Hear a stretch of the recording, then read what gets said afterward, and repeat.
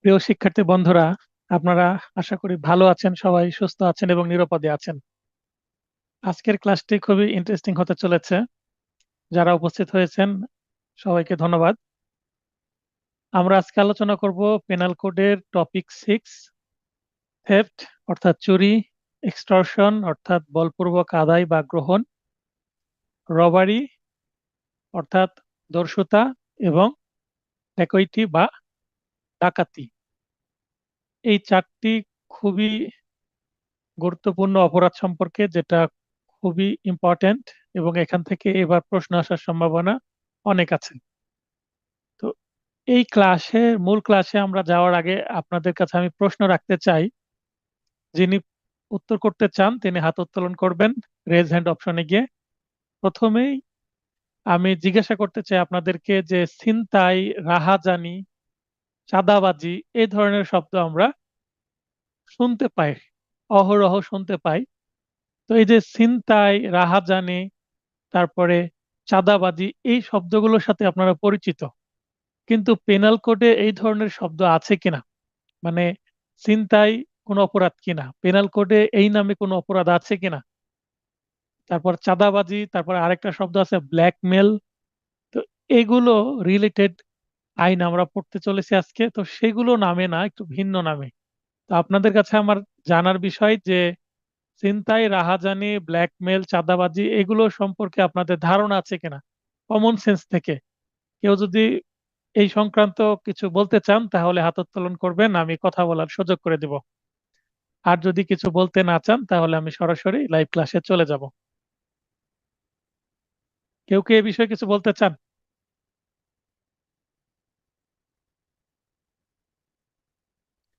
হ্যাঁ, ধন্যবাদ। শিবলি ভাই, লাইনে আসবেন। আসসালামু আলাইকুম। ওয়ালাইকুম আসসালাম, বলেন। জি, ছিনতাইটা বেসিক্যালি আমরা যতটুকু জানি এটা কোনো পেনাল কোডে ছিনতাই নামে কোনো অপরাধ নেই। তবে নেই। ছিনতাইটা যে ধরনের উপাদানগুলো রয়েছে তার সঙ্গে বলপূর্বক আদায়ের একটা সম্পর্ক আছে। বলপূর্বক আদায়কে ছিনতাই বলা যেতে পারে। অনেক সময় আচ্ছা। চুরিকেও চুরির মধ্যেও ছিনতাই উপাদান থাকতে পারে। হুম। তারপরে? আর যেটা হচ্ছে আহ, আহ, চাঁদাবাজি চাঁদাবাজি হচ্ছে তাও বলপূর্বক আদায়ের মধ্যে পড়ে। হুম হুম। এই এই ব্ল্যাকমেল? ব্ল্যাকমেলটা ব্ল্যাকমেল অর্থাৎ আহ প্রতারণার মধ্যে সামিল হতে পারে। আচ্ছা, এটা হচ্ছে আপনার ধারণা, সাধারণ ধারণা, তাই তো? জি। আচ্ছা, আর কেউ কোনো কিছু মন্তব্য করতে চাচ্ছেন?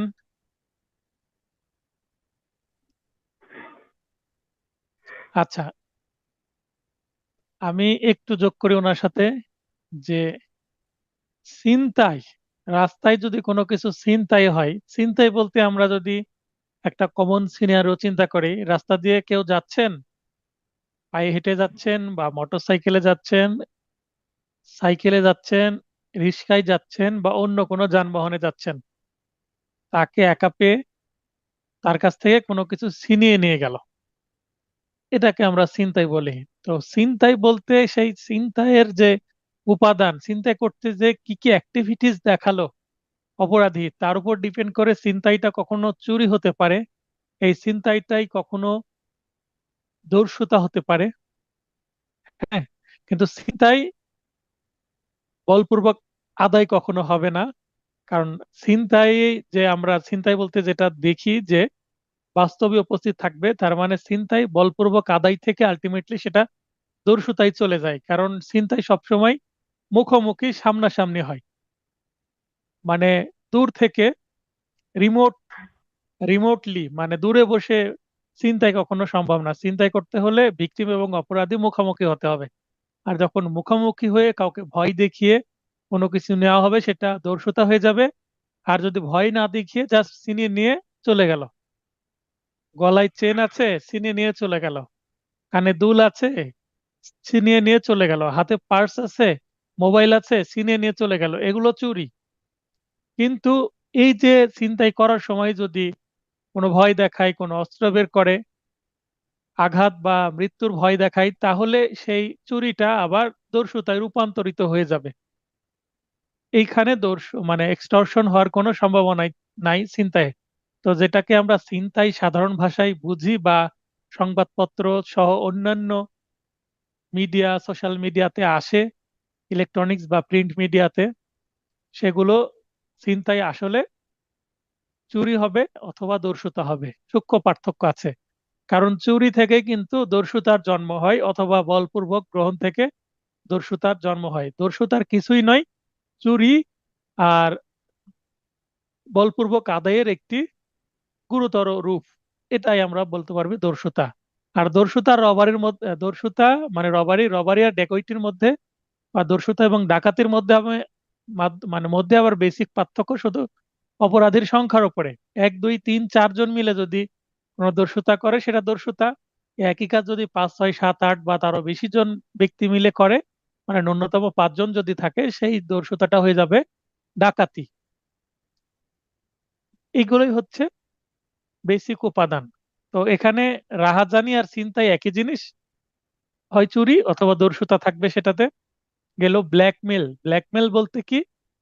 ব্ল্যাকমেলটা সাধারণত রিমোট, মানে দূর থেকে কলকাঠি নাড়ানো হয়, ফোনে ভয় দেখানো হয়, চিঠি দেওয়া হয়। আগের যুগে চিঠি দেওয়া হতো, পুরো চিঠি দেওয়া হতো, নাম ঠিকানা ছাড়া চিঠি দেওয়া হতো, এসএমএস করা হতো। এখন মোবাইল ফোনে বা অন্য কোনো মিডিয়ার মাধ্যমে মানে হুমকি দেওয়া হয় এবং ভয় দেখানো হয়। তো এটাও, ব্ল্যাকমেলটাও চাঁদাবাজির মধ্যেই পড়ে। চাঁদাবাজি, ব্ল্যাকমেল একই ধরনের বিষয়। কাউকে কোনোভাবে ট্র্যাপে ফেলে ভয় দেখিয়ে কোনো কিছু আদায় করে নেওয়া, তার মানে এটা ডেফিনেটলি এক্সটর্শন বা বলপূর্বক আদায় বা গ্রহণ। তাহলে চাঁদাবাজি, ব্ল্যাকমেল একই জিনিস। ব্ল্যাকমেল করার উদ্দেশ্য যদি অর্থ হয়, সেটা অবশ্যই এক্সটর্শন। আর যদি ব্ল্যাকমেল করার উদ্দেশ্য অর্থ ছাড়া ভিন্ন কিছু হয়, তাহলে সেটা ভিন্ন হতে পারে। মানে এক্সটর্শনের একটা উপায় বা মাধ্যম ব্ল্যাকমেল হতে পারে। হ্যাঁ, ব্ল্যাকমেল করে কারো থেকে অর্থ নিচ্ছে, টাকা নিতে পারে বা অন্যান্য সম্পত্তি, সেটা স্থাবর হতে পারে, অস্থাবর হতে পারে। কিন্তু ব্ল্যাকমেল করে যদি কেউ অন্য কিছু করে, অন্য কোনো অপরাধ করে, তাহলে সেটা নিশ্চয়ই এক্সটর্শন হবে না। এখন কেউ যদি ব্ল্যাকমেল করে কোনো ছেলে অন্য কোনো মেয়েকে কোনো কিছু করতে বাধ্য করে, তার সাথে শারীরিক সম্পর্কে লিপ্ত হতে বাধ্য করে, বা তার সাথে প্রেমের সম্পর্কে লিপ্ত হতে বাধ্য করে, বা তাকে বিয়ে করতে বাধ্য করে, তাহলে এটা নিশ্চয়ই কি হবে না? এক্সটর্শন হবে না, এটা অন্য কোনো অপরাধ হবে। তো এক্সটর্শন হতে হলে অবশ্যই প্রপার্টি রিলেটেড। কারণ আমরা যে টপিকটা আজকে পড়ছি, থেফট, এক্সটর্শন, রবারি অ্যান্ড ড্যাকইটি, এই 4টা টপিকই হচ্ছে property related offences against property, penal কোডের 17 অধ্যায়ের বিষয়। তো আমরা মোটামুটি একটা ওভারঅল ধারণা দিলাম। এবার আমরা চলে যাই বাস্তবতার সাথে এই আইনগুলো, মানে এই যে পেনাল কোডের যে টপিক, এইটার যেন আপনাদের মিসকনসেপশন থাকলে সেটা ক্লিয়ার হয়। তাই প্রথমে একটু আপনাদের ক্লিয়ার করার চেষ্টা করলাম। এবার আমি চলে যাই মূল আলোচনায় আমার নোট থেকে। ধন্যবাদ আবারও শিবলি ভাইকে একটু অংশগ্রহণ করে ক্লাসটিকে ইন্টারেস্টিং করার জন্য। দণ্ডবিধির সংশ্লিষ্ট ধারা উল্লেখপূর্বক চুরি, বলপূর্বক আদায়, দস্যুতা ও ডাকাতি সংজ্ঞায়িত করুন। তাহলে আমাকে মিলন ভাই বলেন। আসসালামু আলাইকুম স্যার। ওয়ালাইকুম আসসালাম, বলেন। স্যার, আমার একটু কনফিউশন হচ্ছে যে ছিনতাইটা কিভাবে চুরি হবে, এইটা হলো আমার একটু কনফিউশন হচ্ছে। আপনি রাস্তা দিয়ে যাচ্ছেন, জি, কল্পনা করেন। জি, এখন আপনার হাতে মোবাইল ফোন আছে, আপনার মোবাইলে কথা বলতে বলতে যাচ্ছেন। আপনার জি, পাশে দিয়ে একজন মোটর সাইকেল চালিয়ে যাচ্ছে, তার পিছনে আরেকজন অপরাধী বসে আছে, দুইজন। জি, এ বি দুইজন, একজন এ মোটরসাইকেল চালাচ্ছে, বি তার পিছনে বসে আছে। তা আপনার জি, পাশে, আপনি রাস্তা দিয়ে যাচ্ছেন মোবাইলে কথা বলতে বলতে, আপনার কথা বলা জি, অবস্থায় আপনার মোবাইলটা ছিনিয়ে নিয়ে চলে গেল। জি। এটা চুরি, এটা চুরি। স্যার, এটা আমি এটা যেটা ছিনতাই, আমি এটা চুরি। স্যার, আমি যেটা মানে বুঝতে মানে বুঝছি সেটা বলছি যে বলেন। ছিনতাই চুরি হতে গেলে তো অবশ্যই অন্যের অগোচরে হতে হয়, কিন্তু নো নো, মোবাইলটা যখন, হ্যাঁ, হ্যাঁ বলেন, আপনি চুরি, বলেন।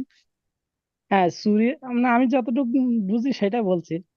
হ্যাঁ অবশ্যই। চুরি হতে গেলে তো, চুরি হতে গেলে যে অস্থাবর সম্পত্তি অন্যের অগোচরে অসাধুভাবে অপসারণ, তাহলে হুম। তো যখন মোবাইলটা আমার কাছ থেকে নিয়ে যাচ্ছে সেটা তো আমার অগোচরে হচ্ছে না। আচ্ছা, আপনি এটা লিখে নেন, চুরি করার জন্য অগোচরে বা গোপনে চুরি করতে হবে, এই ধরনের কোনো উপাদান চুরির সংজ্ঞার মধ্যে দেওয়া নাই। তাহলে চুরি প্রকাশ্যে হতে পারে, আবার গোপনেও হতে পারে, এটা আপনি লিখে জি, নেন। ঠিক আচ্ছা ঠিক আছে? আছে স্যার, জি তাহলে স্যার, আমার চুরির, কনসেপ্ট ক্লিয়ার হচ্ছে। না অবশ্যই এই প্রশ্নটা আপনার করা উচিত ছিল, করেছেন। কনসেপ্ট আমি জি ক্লিয়ার করে দেবো আজকে, এবং ক্লিয়ার জি করে স্যার। দেওয়ার জন্যই দেখবেন যে এই জাস্ট একটা আমি 6 টপিক 6 রেখেছি একদিনের জন্য, মানে এখানে অনেক গল্প হবে। ঠিক আছে? জি গল্প না হলে এখানে অনেক প্রবলেম আছে অনেকের, কারণ বাস্তবের আচ্ছা, সাথে অনেকটাই অমিল আছে আইনের। হ্যাঁ হ্যাঁ, যেমন এখানে যদি ওই যে আপনি যেটা বলছেন গোপনে চুরি, চুরি তো জি গোপনেই হবে, যদি প্রকাশ্যে আমি তো দেখতে পেলাম কে নিয়ে গেল, তাহলে তো আর সেটা জি, চুরি হয় না। না, সেটা চুরি হ্যাঁ হ্যাঁ, হবে। কারণ যদি সেটাই বলছি। আপনার হাত থেকে ছিনিয়ে নিয়ে গেল, আপনাকে তো ভয় দেখায়নি, ভয় দেখিয়েছে কি? না তাহলে সেটা দর্শুতা হবে না। দর্শুতার না, প্রথম উপাদানই হচ্ছে তাৎক্ষণিক ভয় দেখাতে হবে। হ্যাঁ, সেখানে আপনাকে ভয় দেখায়নি, আপনি ওই ব্যক্তিকে চিনেন কি চিনেন না সেটা ম্যাটার না, তার মুখে জি মাস্ক পরা আছে কি নাই সেটা ম্যাটার না। তাকে চিনতে জি পারলেও সেটা চুরি, চিনতে না পারলেও চুরি। আপনার থেকে নিয়ে এসে দ্রুত আপনার কাছ থেকে সরে ফেললো, চুরি করার সময় তাকে আপনি আটকাতে পারলেন না, তাহলে চুরিটা সাকসেস হলো। চুরি করার জি সময় তাকে আপনি আটকে ফেলেন, আপনার মোবাইলটা ধরার চেষ্টা করেছে, আপনি বুঝতে পেরে সরে যেয়ে তার হাত ধরে তাকে ফেলে দিয়েছেন মোটরসাইকেল থেকে, তাহলে চুরি করতে জি, যে সে ব্যর্থ হলো, এটা 511 ধারার অপরাধ হয়ে গেল।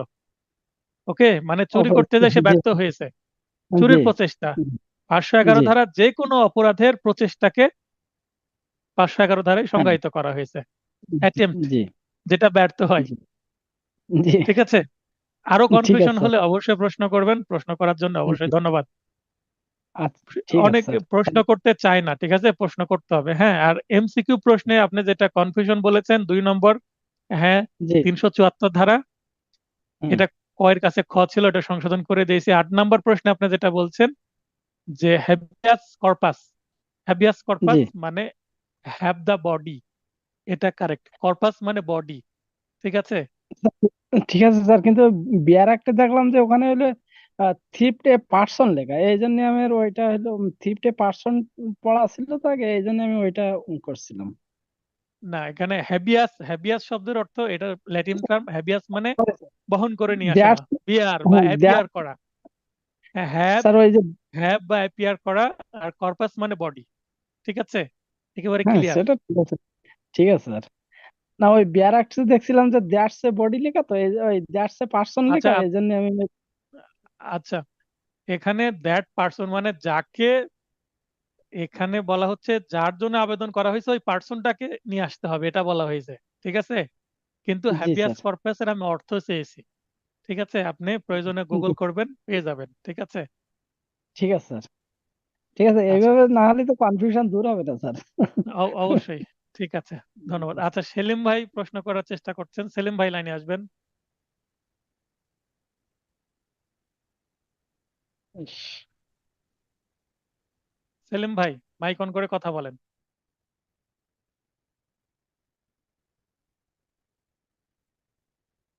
হ্যাঁ, মাইক অন হয়েছে, কথা বলেন। আর দস্যুতা ও ডাকাতের মধ্যে পার্থক্য স্যার একটু যদি বুঝাই বলতেন স্যার। ক্লাসের মধ্যে এটা পাবেন অলরেডি, সেখানে এখনো পড়াতে শুরু করিনি কো, সেটা পাবেন। দস্যুতার ডাকাতির মধ্যে কোনো কাজের পার্থক্য নাই, শুধু অপরাধের সংখ্যার পার্থক্য। ঠিক আছে স্যার। হ্যাঁ, যদি একজন মিলে কাজ করে, এক দুই তিন চার, 1 থেকে 4 জন মিলে যদি কাজ করে, আপনার নয়েজ হওয়ার কারণে আপনার লাইনটা কেটে দিলাম, আপনি শোনেন। 1 থেকে 4 জন মিলে যদি অপরাধটা করে সেটা দস্যুতা, আর 5 6 7 বা তার বেশি জন যদি হয়ে যায়, মানে ন্যূনতম যদি 5 জন হয়, মিনিমাম 5 জন যদি হয়, তাহলে এই দস্যুতাটাই হয়ে যাবে ডাকাতি। মানে কাজের কোনো পার্থক্য নাই, শুধু অপরাধের সংখ্যা বেশি হলে, 5 বা বেশি, তাহলে ডাকাতি, আর 5-এর কম মানে 1 2 3 4 যদি হয়, তাহলেই সেটা দস্যুতা। এছাড়া কোনো বেসিক পার্থক্য নাই। ডাকাতি এবং দস্যুতা। অন্যান্য পার্থক্য আছে। কিসের পার্থক্য? শাস্তি, ধারা, এগুলো পার্থক্য আমরা দেখবো। এটা প্রশ্নের মধ্যে আছে, দেখেন এখানে আছে। 5 নম্বর প্রশ্ন অলরেডি আছে, এটা আমরা পড়বো। তো আমরা চলে যাই 1 নম্বর প্রশ্নের উত্তর কি। এই যে 4টা বেসিক যে আমরা অপরাধ এর যেটা পড়বো আজকে, সেগুলোর সংজ্ঞা আগে জেনে নিই, এবং সাথে আমি গল্প করে কনসেপ্ট ক্লিয়ার করে দিব কিছু উদাহরণ সহকারে, কিছু প্র্যাকটিক্যাল উদাহরণ দিয়ে। একটু আগে যে উদাহরণ দিলাম মোটরসাইকেল থেকে মোবাইল চুরি, মিলন ভাইয়ের মোবাইল চুরি হয়ে গেল অলরেডি। আচ্ছা, চুরি বা থ্রেফট। থ্রেফট আমরা স্টল স্টল বা স্টেল যেটাই বলি না কেন, আমরা ছোটবেলা প্রাইমারি হাই স্কুলে যেটা পড়ে আসছি, স্টেল মানে চুরি। তো সেটাও চুরি, থেফট মানেও চুরি, সিনোনিম দুইটা। তাহলে এখানে আইনে পেনাল করে থেফট শব্দটা ইউজ করেছে, আমরা থেফট শব্দটা ইউজ করবো, স্টেল ইউজ করব না। চুরি শুধুমাত্র অস্থাবর সম্পত্তির ক্ষেত্রে হতে পারে, কারণ এক জায়গা থেকে আরেক জায়গায় নিয়ে চলে যেতে হবে। আর কোনো স্থাবর সম্পত্তি স্থানান্তর বা এক জায়গা থেকে আরেক জায়গায় নিয়ে যাওয়া সম্ভব না, তাই সেটা চুরি করাও সম্ভব না। স্থাবর সম্পত্তি চুরির আওতায় পড়ে না, একটু আগে বললাম, কারণ এক জায়গা থেকে একটা বাড়ি সরিয়ে নিয়ে যাওয়া যাবে না, একটা পুকুর সরিয়ে নিয়ে যাওয়া যাবে না। যদিও কথার কথায় বলে পুকুর চুরি, পুকুর চুরি এটা একটা ভাব, মানে বাগধারা, ইডিয়ম। পুকুর চুরি বলতে বড় ধরনের চুরি বোঝায়, অ্যাকচুয়ালি কোনো পন্ড বা পুকুর চুরি করে নিয়ে আনা। তো পুকুর কখনো চুরি সম্ভব না, তবে পুকুর এক্সটর্ট করা সম্ভব, মানে সেটা জোরপূর্বক আদায় করে নেওয়া সম্ভব। আবার দস্যুতা পূর্বকও সেটা নিয়ে নেওয়া সম্ভব। তবে কিছু কিছু স্থাবর সম্পত্তি চুরি করার জন্য তা প্রথম অস্থাবর সম্পত্তিতে পরিণত করতে হয়। হ্যাঁ, অস্থাবর সম্পত্তি যেমন গাছ বা কোনো বিদ্যুতের পোল বা কোনো বাড়ির সাথে কোনো কিছু লেগে আছে, মনে করেন বাড়ির একটা দরজা চুরি করবেন, তো বাড়ির দরজা তো বাড়ির সাথে লেগে আছে, বাড়ির একটা জানালা বাড়ির সাথে লেগে আছে, সেটা নিশ্চয়ই কি স্থাবর সম্পত্তির একটা অংশ এবং স্থাবর সম্পত্তিই বটে। কিন্তু সেটা যখন খুলে নিয়ে চলে যাওয়া হবে, তখন সেটা অস্থাবর থেকে স্থাবর থেকে অস্থাবর, মানে ইমুভেবল থেকে মুভেবলে পরিণত হবে, তখন সেটাকে মুভ করা যাবে, তখন সেটা চুরি করা সম্ভব। কেননা চুরি করার জন্য সম্পত্তি স্থানান্তর জরুরি, আর শুধুমাত্র অস্থাবর সম্পত্তি স্থানান্তর করা সম্ভব। কোন স্থাবর সম্পত্তিকে চুরির উদ্দেশ্যে অস্থাবর সম্পত্তিতে পরিণত করার সাথে সাথে সাথে যে একটা থ ছুটে গেছে, থটা একটু বসিয়ে নিবেন। চুরির অপরাধ সংগঠিত হয়েছে মর্মে পরিগণিত হবে। কোনো গাছ যখন কেটে ফেলা হবে, কাটার সঙ্গে সঙ্গে সেটা কি হবে? চুরি করা হয়ে যাবে। মনে করেন গাছ কাটলাম, যার গাছ তার জমিতেই আছে, সে জমি থেকে এখনো গাছ কেটেছি, কেবল গাছটা পড়ে গেছে। গাছ মূল বা গাছের একটা ডাল আমি কেটেছি, সে ডালটা কি হয়েছে? সে গাছ থেকে বিচ্ছিন্ন কেবল হয়েছে, আমি এখনো সরাইনি, কেবল বিচ্ছিন্ন হয়েছে। বা গাছের কোনো ফল বা ফুল গাছে আছে, মানে সেটা স্থাবর সম্পত্তি, যখন সেটাকে আমি গাছ থেকে বিচ্ছিন্ন করলাম, সেইটা কি হয়ে গেল? অস্থাবর সম্পত্তি হয়ে গেল। তখনই সেটা সঙ্গে সঙ্গে চুরি হয়ে গেল। সে গাছ থেকে অনেক দূরে নিয়ে চলে যেতে হবে বা ওই জমি থেকে দূরে নিয়ে চলে যেতে হবে, তাহলেই চুরি হবে তা নয়। কাটার সঙ্গে সঙ্গেই সেটা চুরি হয়ে যাবে, যদি সেটা চুরির উদ্দেশ্যে কাটা হয় এবং মালিকের বিনা অনুমতিতে কাটা হয়, এবং উদ্দেশ্য যদি অসাধু, মানে ডিসঅনেস্টি থাকে। দণ্ডবিধি আপনার এখানে পেনাল কোড বলবেন। পেনাল কোড 1860 এর 378 ধারায় চুরির সংজ্ঞা প্রদান করা হয়েছে। তাহলে প্রথমে আমি 3.5 লাইনের একটা ভূমিকা দিলাম আপনাদের ফ্যাক্ট ক্লিয়ার করার জন্য। এবার কত ধারায় আছে পেনাল কোডের সেটা বলে দিলাম। এবার এই ধারায় আছেটা কি সেটা আমি বলে দিব। অত্র ধারা মতে চুরির উপাদানগুলো হলো: 1 নম্বর, কারো দখল হতে; 2 নম্বর, কোনো অস্থাবর সম্পত্তি; 3 নম্বর, তার বিনা সম্মতিতে। এখানে আছে বিনা সম্মতিতে, অগোচরে বা গোপনে কথাটা কিন্তু নাই, মিলন ভাই নোটিশ করেন। বিনা সম্মতিতে মানে উইথাউট কনসেন্ট। অগোচরে মানে তাকে না জানিয়ে নেওয়া, উইথাউট নলেজ এখানে বলা নাই। অসাধুভাবে গ্রহণ করার অভিপ্রায়ে স্থানান্তর যদি করা হয়, তাহলে সেটা চুরি হবে। তাহলে দণ্ডবিধির জি স্যার। 359 ধারায় চুরির শাস্তির বিধান আছে। অত্র ধারা মতে চুরির শাস্তি অনূর্ধ্ব 3 বছর সশ্রম বা বিনাশ্রম কারাদণ্ড অথবা অর্থদণ্ড অথবা উভয় দণ্ড। 379-তে একটা সাজার দেওয়া আছে 3 বছর, এবং 80-তে আছে 81-তে আছে, 82-তে আছে, 80-তে 81-তে 7 বছর করে, 82-তে আছে 10 বছর। তো এখানে যদি আপনার মনে থাকে সবগুলো সংজ্ঞাই লিখতে পারেন। মানে যদি চুরির শুধুমাত্র সংজ্ঞা চাই, সেক্ষেত্রে এখানে যেহেতু দেখেন একটা প্রশ্নের মধ্যে 4টা সংজ্ঞা চাওয়া হয়েছে, তার মানে আপনাকে যদি 10 নম্বরের জন্য প্রশ্নটা আসে তাহলে 2.5 নম্বর করে দেওয়া হয়েছে। আর যদি 8 নম্বরের জন্য আসে 2 নম্বর করে দেওয়া হবে পার কোশ্চেন। 2 নম্বরের জন্য এতটুকুই যথেষ্ট। আপনি একটা পানিশমেন্টের সংজ্ঞা মানে সাজার একটা সেকশন লিখে তার সাজা লিখছেন, 379 এনাফ।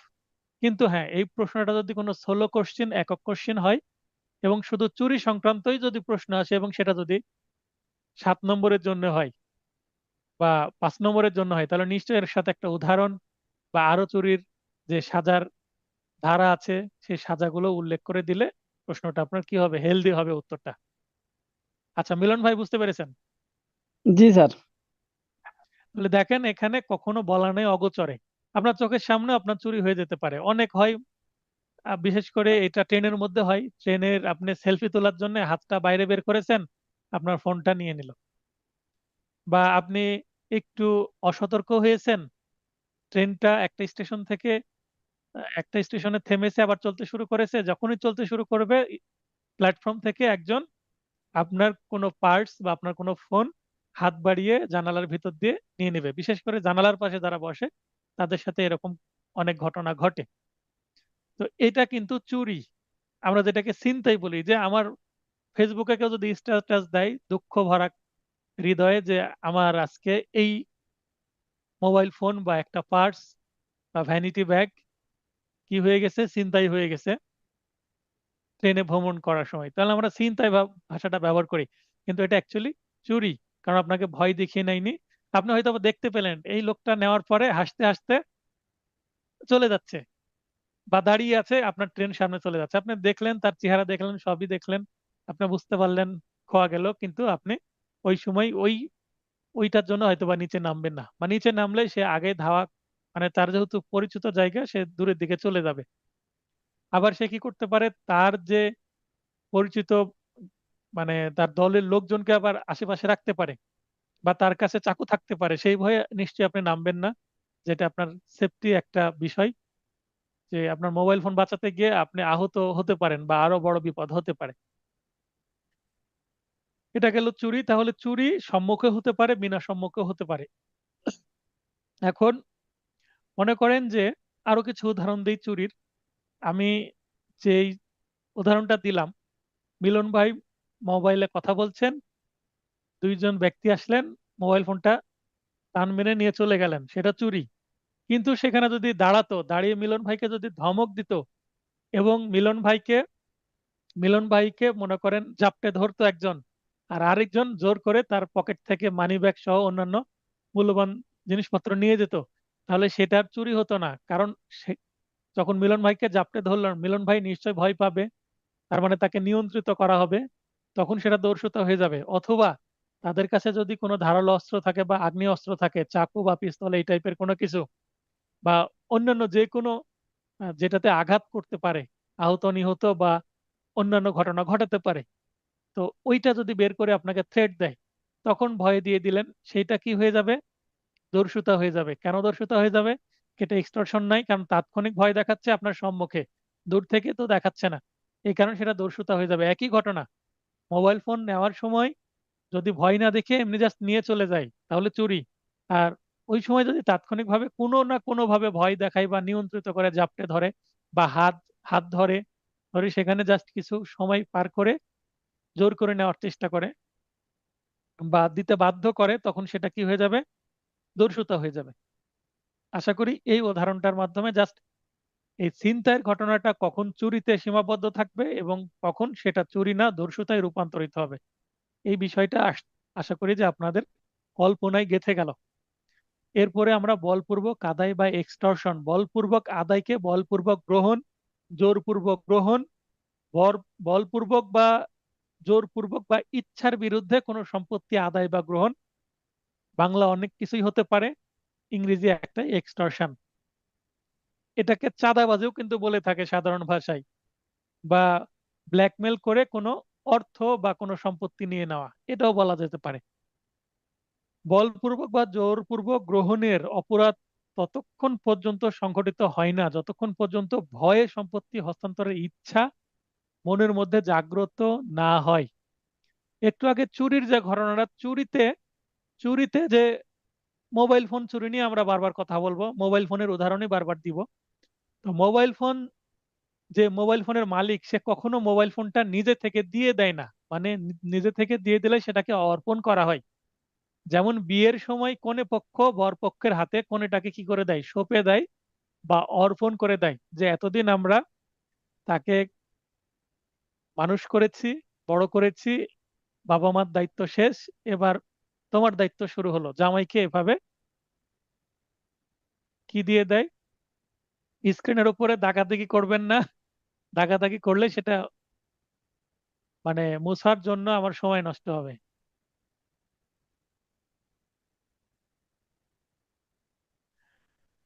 এত যেটা বলছিলাম, যে মোবাইল ফোন নিজে থেকে যদি আপনি দিয়ে দেন সেইটার চুরি হবে না। মানে মালিক যদি দেওয়ার ইচ্ছা নেই, জোর করে নিয়ে নিল, মালিকের কাছ থেকে জোর করে নিল বা মালিকের কাছ থেকে গোপনে নিয়ে নিল, মালিক দিল না, মানে এই যে মোবাইল ফোন, মোবাইল ফোনটা আমি নিজে থেকে দিচ্ছি না, আমার কাছ থেকে জোর করে নিয়ে নিচ্ছে অথবা আমার থেকে গোপনে নিয়ে নিচ্ছে, মানে পকেটে আছে, পকেট মারা। পকেট মারা কি, গোপনে পকেট থেকে কোনো কিছু নিয়ে নেওয়া। বা যেটা মিলন ভাই বুঝেন, যেটা চুরি বলতে অ্যাকচুয়ালি আমরা বুঝি গোপনে রাত্রে আসবে, এমন সময় আসবে কেউ থাকবে না, সবার অগোচরে নিয়ে চলে যাবে, এটাই আমরা অ্যাকচুয়ালি চুরি বুঝি। হ্যাঁ, এটাই চুরি।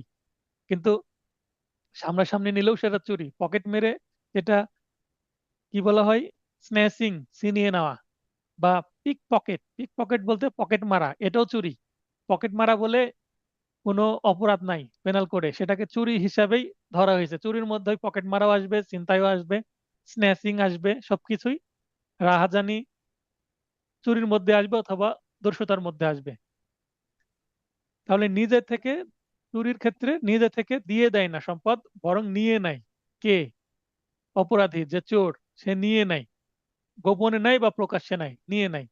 আর বলপূর্বক আদায়ের ক্ষেত্রে সে নিয়ে নেয় না, কারণ সে কি দাদা টাইপের মানুষ, মানে গুন্ডা ভিলেন এই টাইপের মানুষ।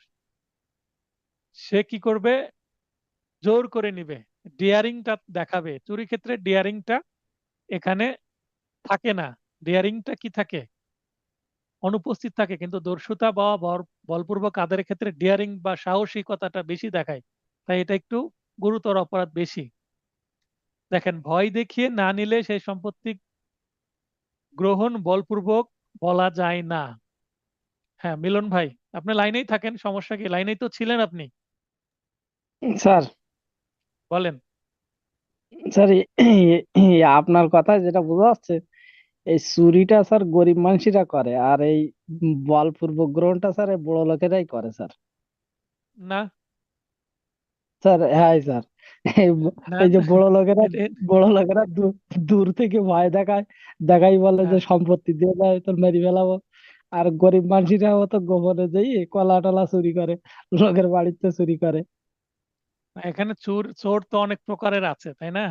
ছেঁচড়া চোর জি। আছে, বড় ধরনের চোরও আছে, হোয়াইট কলার থেফট আছে। হোয়াইট কলার বলতে বোঝেন, হোয়াইট কলার কি বোঝায়, হোয়াইট কলার ক্রাইম? স্যার এটা ভালো বুঝবো না, একটু বলেন স্যার। আচ্ছা, হোয়াইট কলার ক্রাইম বলতে যেটা বোঝায়, সেটা বলতে যেমন আমরা অ্যাডভোকেটরা সাদা রঙের শার্ট পরি, সাদা জি। রঙের শার্ট পরলে আমাদের শার্টের কলারটা কি কালার হবে, হোয়াইট কালার হবে। তো এই সাদা হবে। হোয়াইট কলার ক্রাইম, তার মানে যারা হোয়াইট কালারের শার্ট পরে অপরাধ করে, তার মানে যারা শিক্ষিত অপরাধী। হ্যাঁ, জি। জি স্যার। স্বীকৃত, যেটাকে আমরা কি বলি, দুর্নীতি। হোয়াইট জি। কলার ক্রাইমের মধ্যে অন্যতম একটা অপরাধ হচ্ছে দুর্নীতি, মানে জি। এই যে কলম কলম দিয়ে চুরি করা। ঠিক জি আছে, একটা স্যার। স্যার এই সম্পত্তির, সেন্সাই তো এই সেন্সাই তো আমি বলেছি স্যার, যে যারা হুম, হইলো ওই একজন অ্যাডভোকেট হতে গেলে তো নিশ্চয়ই সে এস্টাবলিশ লোক। আর হুম, এস্টাবলিশ লোক যখন এই ধরনের কাজ করবে নিশ্চয়ই সে বড় লোক, সে বলপূর্বক হুম। গ্রহণ করবে। আর হ্যাঁ, যারা না, গরিব এখানে মানুষ মনে যাদের। মনে করেন যে বড় নেতা মন্ত্রী যখন চুরি করবে, জি। মন্ত্রী যখন কলম দিয়ে চুরি করবে, তার খরচ জি। হয়েছে 5,000 কোটি টাকা, সেখানে সে উল্লেখ করলো 1,500 কোটি টাকা, সরি, 5,000 কোটি টাকার কাছে 15,000 কোটি টাকা, যে 10,000 কোটি টাকা মেরে দিল, জাস্ট কলমের জি। সংখ্যা দিয়ে চুরি করলো। এটা কি ছোট লোকে বা গরিবে করে? না। ঠিক আছে, এই এই ধরনের ইনফর্মাল যদি গল্প করতে চান, ক্লাসের পরে বিকেলে কথা হবে, ঠিক আছে? জি স্যার। না স্যার, ক্লাসটা আগাই। আপনি গল্প করতে চাইছেন তো, সেই জন্য একটু মাঝে মাঝে এই আর কি। হ্যাঁ, ঠিক আছে। না, ক্লাসটা তো ঠিক আগাতে আছে। হবে, তাই না? জি জি জি স্যার, থ্যাংক ইউ স্যার। তাহলে ভয় দেখিয়ে না নিলে সে সম্পত্তি গ্রহণ বলপূর্বক বলা যায় না, কারণ জোর করে বা ভয় দেখিয়ে না নিলে তো আর সেটা এক্সটর্শন হবে না। তবে সরলভাবে কোনো সম্পত্তি গ্রহণ করে পরবর্তীতে ভয় দেখিয়ে তার ক্রয় রসিদ নিলে বলপূর্বক আদায় এর অপরাধ হবে। মনে করেন যে কারো একটা সম্পত্তি আপনি গোপনে নিয়ে চলে গেছেন একটা দোকান থেকে, আপনি গোপনে একটা মোবাইল ফোন নিয়ে চলে গেছেন।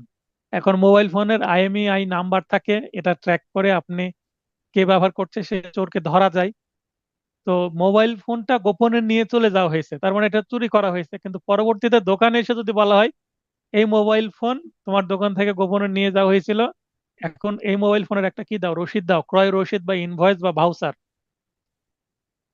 তাহলে কি হবে? সে ইলিগাল জিনিসটাকে লিগ্যাল করার চেষ্টা করছে, যেন আর সে সেটা চুরি হিসেবে ট্রিট না হয়। তো এই যে জোর করে যখন রসিদ নিয়ে নিল, তখন এই চুরির ঘটনাটা কিন্তু আবার এক্সটর্শনে রূপান্তরিত হতে পারে, কারণ সে চুরিটাকে বলপূর্বক গ্রহণ দ্বারা কি মেক আপ করার চেষ্টা করলো। রসিদ যখন নিল সে বোঝাবে যে এটা কি লিগেলি ক্রয় করা হয়েছে, কিন্তু অ্যাকচুয়ালি রসিদটা যেহেতু জোরপূর্বক নিল, তার মানে ওই প্রোডাক্টটাও তখন কি হয়ে যাবে, বলপূর্বক আদায়ের মধ্যেই চলে আসবে। তার মানে চুরিও কিন্তু আলটিমেটলি বলপূর্বক আদায় হয়ে যেতে পারে পরবর্তীতে। 383 ধারায় বলপূর্বক আদায়ের সংজ্ঞা প্রদান করা হয়েছে। অত্র ধারা মতে বলপূর্বক আদায়ের উপাদানগুলো হলো, সবসময় উপাদানগুলো মনে রাখার চেষ্টা করবেন। অভিযুক্ত ব্যক্তি অবশ্যই অন্য কোনো ব্যক্তিকে ক্ষতির ভয় দেখাবে, তার মানে কোনো না কোনো ক্ষতি দেখাবে, ক্ষতি করার চেষ্টা করবে, ব্ল্যাকমেল করবে যে টাকা না দিলে তোমাকে মেরে ফেলবো, বা তোমার দোকানে আগুন লাগিয়ে দিব, বা তোমার পরিবারের কাউকে কিডন্যাপ করে নিয়ে মেরে ফেলবো, এটসেট্রা এটসেট্রা। এরকম নানান ভয় দেখাবে, ক্ষতির ভয়, জান অথবা মালের ভয়, প্রাণ অথবা প্রপার্টির ভয় দেখাবে। উক্ত ভয় দেখানো অবশ্যই ইচ্ছাকৃতভাবে হতে হবে, তার মানে ভয়টা যে ভুল ক্রমে দেখালো তা নয়, ইচ্ছাকৃতভাবে কোনো ব্যক্তিকে ভয় দেখাতে হবে। এটার একটা উদ্দেশ্য কি, তার থেকে যেন কোনো কিছু আদায় করা যায়, সেটা অবশ্যই প্রপার্টি, সেটা স্থাবর হোক অস্থাবর হোক। উক্ত কার্যটি অবশ্যই অসাধু উপায়ে করতে হবে। অসাধু উপায় মানে এটা অবশ্যই এই কাজটা ডিসঅনেস্টলি করবে, অনেস্টলি তার এই কাজটা কেউ করবে না। তো অনেস্টলি কিভাবে হয়ে যেতে পারে, ভুল ক্রমে হয়ে যেতে পারে, ঠিক আছে? তো অবশ্যই এটা কি হবে, অসাধুভাবে মানে ডিসঅনেস্টলি। ভয় দেখে উক্ত ব্যক্তিকে বাধ্য করবে, তাহলে ভয় দেখানোর উদ্দেশ্য কি হবে, আউটপুটটা কি হবে, ফলাফলটা কি হবে? ভয় দেখালে আলটিমেটলি শেষে কি হবে, কি লাভ হবে? যে ভয় দেখাচ্ছে তার দান হিসাবে কোনো স্থাবর বা অস্থাবর সম্পত্তি অর্পণে। তার মানে ভয় দেখাচ্ছে যে আমাকে একটা কি করবেন, মোটরসাইকেল গিফট করবেন, এখানে তো নতুন মোটরসাইকেলের শোরুম দিলেন, আমাকে একটা মোটরসাইকেল গিফট করে দিবেন। এলাকার যিনি একটু নেতা বা দাদা টাইপের লোক আছে, সে লোক মারফত বা তার একজন বা দুইজন লোককে পাঠিয়ে দিল যে বসকে একটা মোটরসাইকেল গিফট করতে হবে, গিফট না করলে এখানে ব্যবসা করতে পারবেন না, ওই যে ব্যবসা বন্ধ করে দিলে ক্ষতি হবে, ভয় দেখাচ্ছে, ব্ল্যাকমেল করছে, এটা চাঁদাবাজির মধ্যেই পড়ছে। তারপর চাঁদা অর্পণে, তাহলে স্থাবর সম্পত্তিও হতে পারে, যে হ্যাঁ এখানে বাড়ি করার কেউ চেষ্টা করছে, বা এখানে একটা কোনো কনস্ট্রাকশন করার চেষ্টা করছে, সেটা বাণিজ্যিক হোক আবাসিক হোক কোনো ফ্যাক্টরি হোক, তখন বললো যে হ্যাঁ এটার পাশে আমাকে কি করতে হবে, এখানে আপনি 10 তলা ভবন তৈরি করবেন, করেন, কিন্তু আমাকে একটা ফ্ল্যাট গিফট করতে হবে।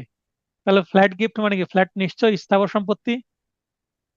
তো স্থাবর সম্পত্তিও নেওয়া যায়, অথবা কোনো কারো বাড়ি লিখে নিচ্ছে জোর করে, বা কোনো পুকুর লিখে নিচ্ছে জোর করে, এটা এক্সটর্শনের মধ্যে পড়বে। মূল্যবান জামানত অর্পণে, মূল্যবান জামানত বলতে চেক একটা মূল্যবান জামানত, বা কোনো স্ট্যাম্পে সই নিয়ে সেখানে লিখে নিল যে হ্যাঁ আমি ওনার কাছ থেকে 5 লক্ষ টাকা ধার গ্রহণ করিলাম, আগামী 1 বছরের মধ্যে পরিশোধ করিব, এই মর্মে একটা স্ট্যাম্পে লিখে নিল, মানে এটা জামানত হয়ে গেল, বা চেক লিখে দিল 5 লক্ষ টাকার। এটা মূল্যবান জামানত, যেটা পরবর্তীতে কোনো কিছু আদায় করার ক্ষেত্রে কাজে লাগবে। মূল্যবান জামানতে পূর্ণ করার উদ্দেশ্যে স্বাক্ষর বা সিল প্রদান করা, তার মানে কোনো কোম্পানির প্যাডে বা কোনো স্ট্যাম্পের উপরে সই নেওয়া, জাস্ট ফাঁকা স্ট্যাম্পে এখানে যেটা বোঝানো হচ্ছে, অথবা কোনো কিছু লেখা আছে সেখানে সই করে নেওয়া।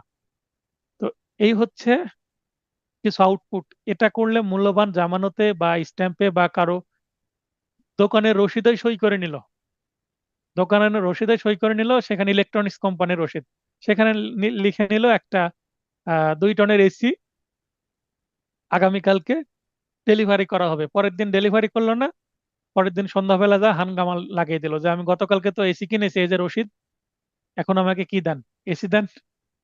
এইভাবে আদায় করতে পারে টেকনিক্যালি। তো এখানে দেখেন, এক্সটর্শন আর থেফট, চুরি এবং এক্সটর্শনের মধ্যে বেসিক পার্থক্য কি? চুরির মধ্যে শুধুমাত্র অস্থাবর সম্পত্তি, কারণ নিয়ে চলে যেতে হবে। আর এক্সটর্শনে অস্থাবর মানে নিয়ে চলেও যেতে পারে, অথবা কোনো ফ্ল্যাট যদি হয় সেখানে বসবাস করবে, বা কোনো বাড়ি হয় সেখানে বসবাস করবে, মানে স্থাবর সম্পত্তিও এক্সটর্শন হতে পারে। আর চুরির ক্ষেত্রে অপরাধীটা নিজে নিয়ে নিবে, হয় কেড়ে নিবে না হলে গোপনে নিবে। কেড়ে নিলে প্রকাশ্যেই নিবে, আর গোপনে নিলে তো না জানিয়ে নিচ্ছে, যেটাকে আমরা অ্যাকচুয়ালি চুরি মনে করি। আর এক্সটর্শনের ক্ষেত্রে সে হয়তোবা ছিনিয়ে নিবে না, কিন্তু এমন কাজ করবে যে যার জিনিস সে ভয়ে দিতে বাধ্য হবে, কারণ ভয় আছে, মেরে ফেলতে পারে বা কোনো ক্ষতি করে ফেলতে পারে, এই ধরনের। তো এখন আমরা একটু বিরতিতে চলে যাই, বিরতির পরে আমরা পরবর্তী আলোচনায় ফেরত আসবো। হ্যাঁ, তো যেটা আলোচনা করছিলাম, আমরা চুরি এবং বলপূর্বক আদায়, এই দুইটা টপিক মোটামুটি বোঝার চেষ্টা করলাম। এবার আমরা দর্শুতা এবং ডাকাতি পড়ব, এবং এই যে 4টা অপরাধ পড়লাম, 4টা অপরাধ পড়ার পরে আবার এই 4টার মধ্যে বেসিক পার্থক্যগুলো আমরা আলোচনা করার চেষ্টা করব। এখানে প্রশ্ন আছে, পার্থক্য 2টা আছে, আরো কিছু পার্থক্য আমরা ইনস্ট্যান্ট তৈরি করব এবং সেগুলো আলোচনা করার চেষ্টা করব, যেন এই 4 প্রকারের অপরাধ সংক্রান্ত যে কনসেপ্ট, ধারণা, সেটা একেবারে পরিপূর্ণ ক্লিয়ার হয় বাস্তবসম্মত উপায়ে এবং বেয়ার অ্যাক্ট অনুসারে। দর্শুতা বা রবারি, বাস্তবে র- দস্যুতা এবং ডাকাতির মধ্যে কোনো পার্থক্য নাই বাস্তবে। মানে যখন কোনো নিউজ আমরা পড়ি বা কোনো ঘটনা ঘটি, মানে এই পেনাল কোড পড়ার আগে সাধারণভাবে যদি চিন্তা করি আমরা, তাহলে ডাকাতি এবং দস্যুতার মধ্যে কোনো পার্থক্য নাই, আসলে কাজে কোনো পার্থক্য নাই, অপরাধীর সংখ্যার উপরে পার্থক্য। আমরা একটু আগে বলেছি, বারবার রিপিট করছি, আমরা আবার দেখবো। তাহলে আমরা যে কাজটাকে দস্যুতা বলি সেটা আসলে ডাকাতি একই। এবং বাস্তবে নিউজ করার ক্ষেত্রে যারা আইন পড়েনি, শুধু সাংবাদিকতা পড়েছেন, তারা মেবি এই দস্যুতা এবং ডাকাতির মধ্যে পার্থক্যটুকু এভাবে হয়তোবা বোঝেন না। তবে অনেকে যারা সাংবাদিকতা করেছেন তারাও পড়তে পারেন পেনাল কোড, কারণ আইন তো সবাইকেই পড়তে হবে জানার জন্য, দেশে প্রচলিত আইন সবারই জানা উচিত। কারণ কোনো অপরাধ হয়ে গেলে আইন জানি না এই অজুহাত কিন্তু চলে না। আইন জানেন না বলে যে আপনি এই অপরাধ হয়ে গেছে আমাকে মাফ করে দেন, এটা কিন্তু হবে না। কারণ আপনাকে জানতে হবে আইন। আপনি না জানেন, আপনাকে কমন সেন্সে বুঝতে হবে এই কাজটা করা যাবে না, এটা অন্যের ক্ষতি করছে। 390 ধারায় দস্যুতার সংজ্ঞা প্রদান করা হয়েছে। তাহলে আমরা চুরির সংজ্ঞা পেলাম হচ্ছে 378, বলপূর্বক আদায় 383, 82 পর্যন্ত চুরিরই কাহিনী আছে সব।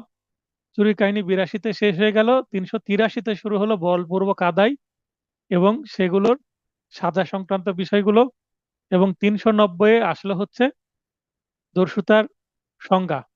অত্র ধারা মতে, অর্থাৎ 390 ধারা মতে, প্রত্যেক দস্যুতায় হয় চুরি আছে, নচেত বা অথবা বলপূর্বক আদায়ের উপাদান আছে। তার মানে দস্যুতা এর মধ্যে হয় চুরি, যেটা একটু ভয়াবহ রূপ নিয়েছে, অথবা বলপূর্বক আদায়, যেটা একটু ভয়াবহ রূপ নিয়েছে।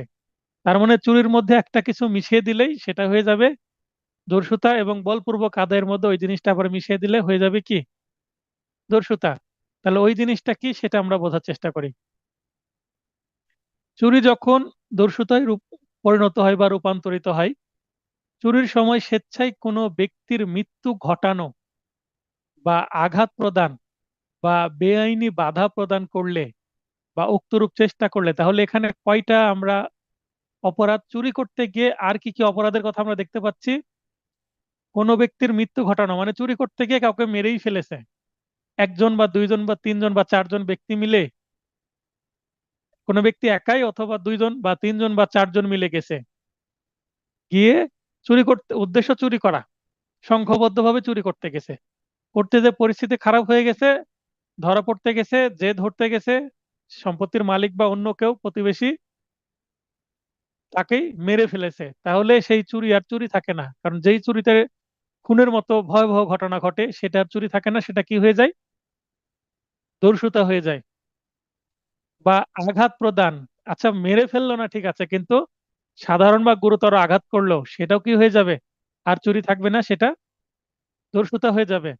অথবা বেআইনি বাধা প্রদান, বেআইনি বাধা বলতে রেস্ট্রেন করা। বেআইনি বাধা কি জিনিস আমরা লাস্ট টপিক 8 নম্বর টপিক আছে না, এই পেনাল কোডের 8 নম্বর টপিকে আমি গুরুত্বপূর্ণ বেশ কিছু টার্ম বা অপরাধকে সংজ্ঞায়িত করেছি, সেটার জন্য যেন এই সেকশনগুলোর মধ্যে থেকে প্রশ্ন যদি না আসে, তাহলে যেন এই যে আপনাদেরকে শর্ট নোট বলে যে টপিকটা রেখেছি, অনেকগুলো অপরাধের ছোট ছোট সংজ্ঞা দিয়েছি, সেখান থেকেও যেন আপনারা উত্তর করে আসতে পারেন। কারণ পেনাল কোড বোঝার জন্য আপনাকে কি করার দরকার? অপরাধের কনসেপ্ট গুলো ক্লিয়ার হওয়া দরকার, এবং কত ধারায় আছে, সাজা কত, কত ধারায় আছে, এগুলো হলে মোটামুটি পেনাল কোড আপনার মাথায় চলে আসবে। তাহলে এখানে দেখছি যে 3টা অপরাধ অথবা উক্তরূপ চেষ্টা করা, তাহলে এই 3 ধরনের অপরাধ করা, তাহলে মৃত্যু ঘটানো অথবা মৃত্যুর চেষ্টা, মানে 307 ধারা আসবে এখানে। আঘাত যদি করে অথবা আঘাতের চেষ্টা করা, মানে আঘাত 323, 24, 25 বা 326 থেকে 300 কত পর্যন্ত, 39 ধারা পর্যন্ত, এগুলো সবগুলো আঘাতের ধারা। অথবা 511 মানে আঘাতের চেষ্টা। বেআইনি বাধা প্রদান, বেআইনি বাধা মেবি 338 পর্যন্ত আঘাত, 339 থেকে মেবি বেআইনি বাধা এই সংখ্যাটা মেবি আছে, বা 41-এর দিকে আছে, আমরা পড়লে জানতে পারবো, আমি শিওর না এই মুহূর্তে, কারণ সেগুলো আমি অনেকদিন আগে পড়িয়েছি, কারণ এইটা প্রথম দিকে পড়েছি, তাও তো 6 মাস হয়ে গেছে। অথবা এগুলো যদি চেষ্টা করে মানে আবার 511 ধরা রিপিট করছে, এক কথায়, তাহলে সেই চুরিটা আর চুরি থাকবে না, সেটা কি হয়ে যাবে? দস্যুতা বা রবারি হয়ে যাবে। আশা করি কখন চুরি দস্যুতায় হয় সেটা একটু বুঝতে পারলেন, ওই যে কিছু একটা মিশিয়ে দিলাম, সেটাই হয়ে গেল। আবার মৃত্যু, আঘাত বা বেআইনি বাধার তাৎক্ষণিক ভয় দেখালে, মানে কাজটা করতে হবে, মৃত্যু ঘটাতে হবে বা মৃত্যুর চেষ্টা করতে হবে, আঘাত করতে হবে না হলে আঘাতের চেষ্টা করতে হবে, বেআইনি বাধা প্রদান করতে হবে বা রেস্টেন, অথবা বেআইনি বাধার চেষ্টা করতে হবে, এইগুলো হচ্ছে অ্যাক্ট বা কাজ করা। অথবা এই কাজগুলো করলো না কিন্তু ভয় দেখালো, মেরে ফেললো না কিন্তু মেরে ফেলবো, চাকু বের করছে, অস্ত্র বের করছে, ধারালো অস্ত্র বা আগ্নেয় অস্ত্র বের করছে, তাহলে কি, এবং মেরে ফেলবো বলে হুমকি দিচ্ছে, ভয় দেখাচ্ছে, থ্রেট দিচ্ছে, তাহলে মৃত্যু ঘটানো অথবা মৃত্যুর চেষ্টা। তাহলেই সেটা কি হয়ে যাবে? উপরে যে আমি লাল রং দিয়ে হাইলাইট করলাম এই 3টা কাজ বা এই 3টা কাজের চেষ্টা, ওই কাজগুলোই যদি না করে জাস্ট সেগুলোর ভয় দেখাই, তবুও সেটা কি হয়ে যাবে? চুরি করতে গিয়ে সেই কাজটা করলে। দেখেন এখানে গুরুত্বপূর্ণ একটা আহ, শব্দ আছে, তাৎক্ষণিক ভয়, ইনস্ট্যান্ট থেফট, তাৎক্ষণিক ভয় দেখাতে হবে, তাহলেই সেটা কি হয়ে যাবে? চুরি থেকে দস্যুতা হয়ে যাবে। যেমন ওই যে মোবাইল ফোন নিতে গেল মিলন ভাইয়ের, যদি কিছু না বলে জাস্ট নিয়ে চলে যেত চুরি হতো, কিন্তু এই যে মিলন ভাইকে যদি আঘাত করে বা একদম জাপটে ধরলো, তার মানে বাধা প্রদান, কাউকে জাপটে ধরে নিয়ন্ত্রণ করা মানে কি? বাধা প্রদান করা, সে চলাফেরা করতে পারছে না, তাহলে তো বাধা প্রদান হয়ে গেল, রেস্ট্রেন্ট হয়ে গেল, তখন সেটা দস্যুতা হয়ে যাবে। অথবা সেটা করার যদি ভয় দেখায়, বা কাউকে যদি কলারও ধরে, কলার ধরলেও কিন্তু ওই যে রেস্ট্রেন্ট করা হবে, বা সেগুলো করা যদি ভয় দেখায়, কোনোভাবে থ্রেট দেয়, তাহলেও সেটা কি হয়ে যাবে? চুরি আর চুরি থাকবে না, দস্যুতা হয়ে যাবে। আচ্ছা, এরপরে বলপূর্বক আদায় যখন দস্যুতায় পরিণত হয়, এই যে আমরা প্রথম লাইনে পড়লাম যে দস্যুতার কিছুই নাই, চুরির একটু ভয়াবহ রূপ এবং বলপূর্বক আদায়ের ভয়াবহ রূপ। তাহলে চুরি কিভাবে ভয়াবহ রূপ নিয়ে দস্যুতা হয় সেটা তো একটু আগে দেখলাম। এবার আমরা দেখব বলপূর্বক আদায় করতে গিয়ে কিভাবে সেটা ভয়াবহ রূপে পরিণত হবে এবং সেটা আর বলপূর্বক আদায় থাকবে না, হয়ে যাবে কি দস্যুতা। তাহলে দস্যুতা হচ্ছে বলপূর্বক আদায় বা চুরির হচ্ছে একটু এক্সট্রিম লেভেলের একটা অপরাধ।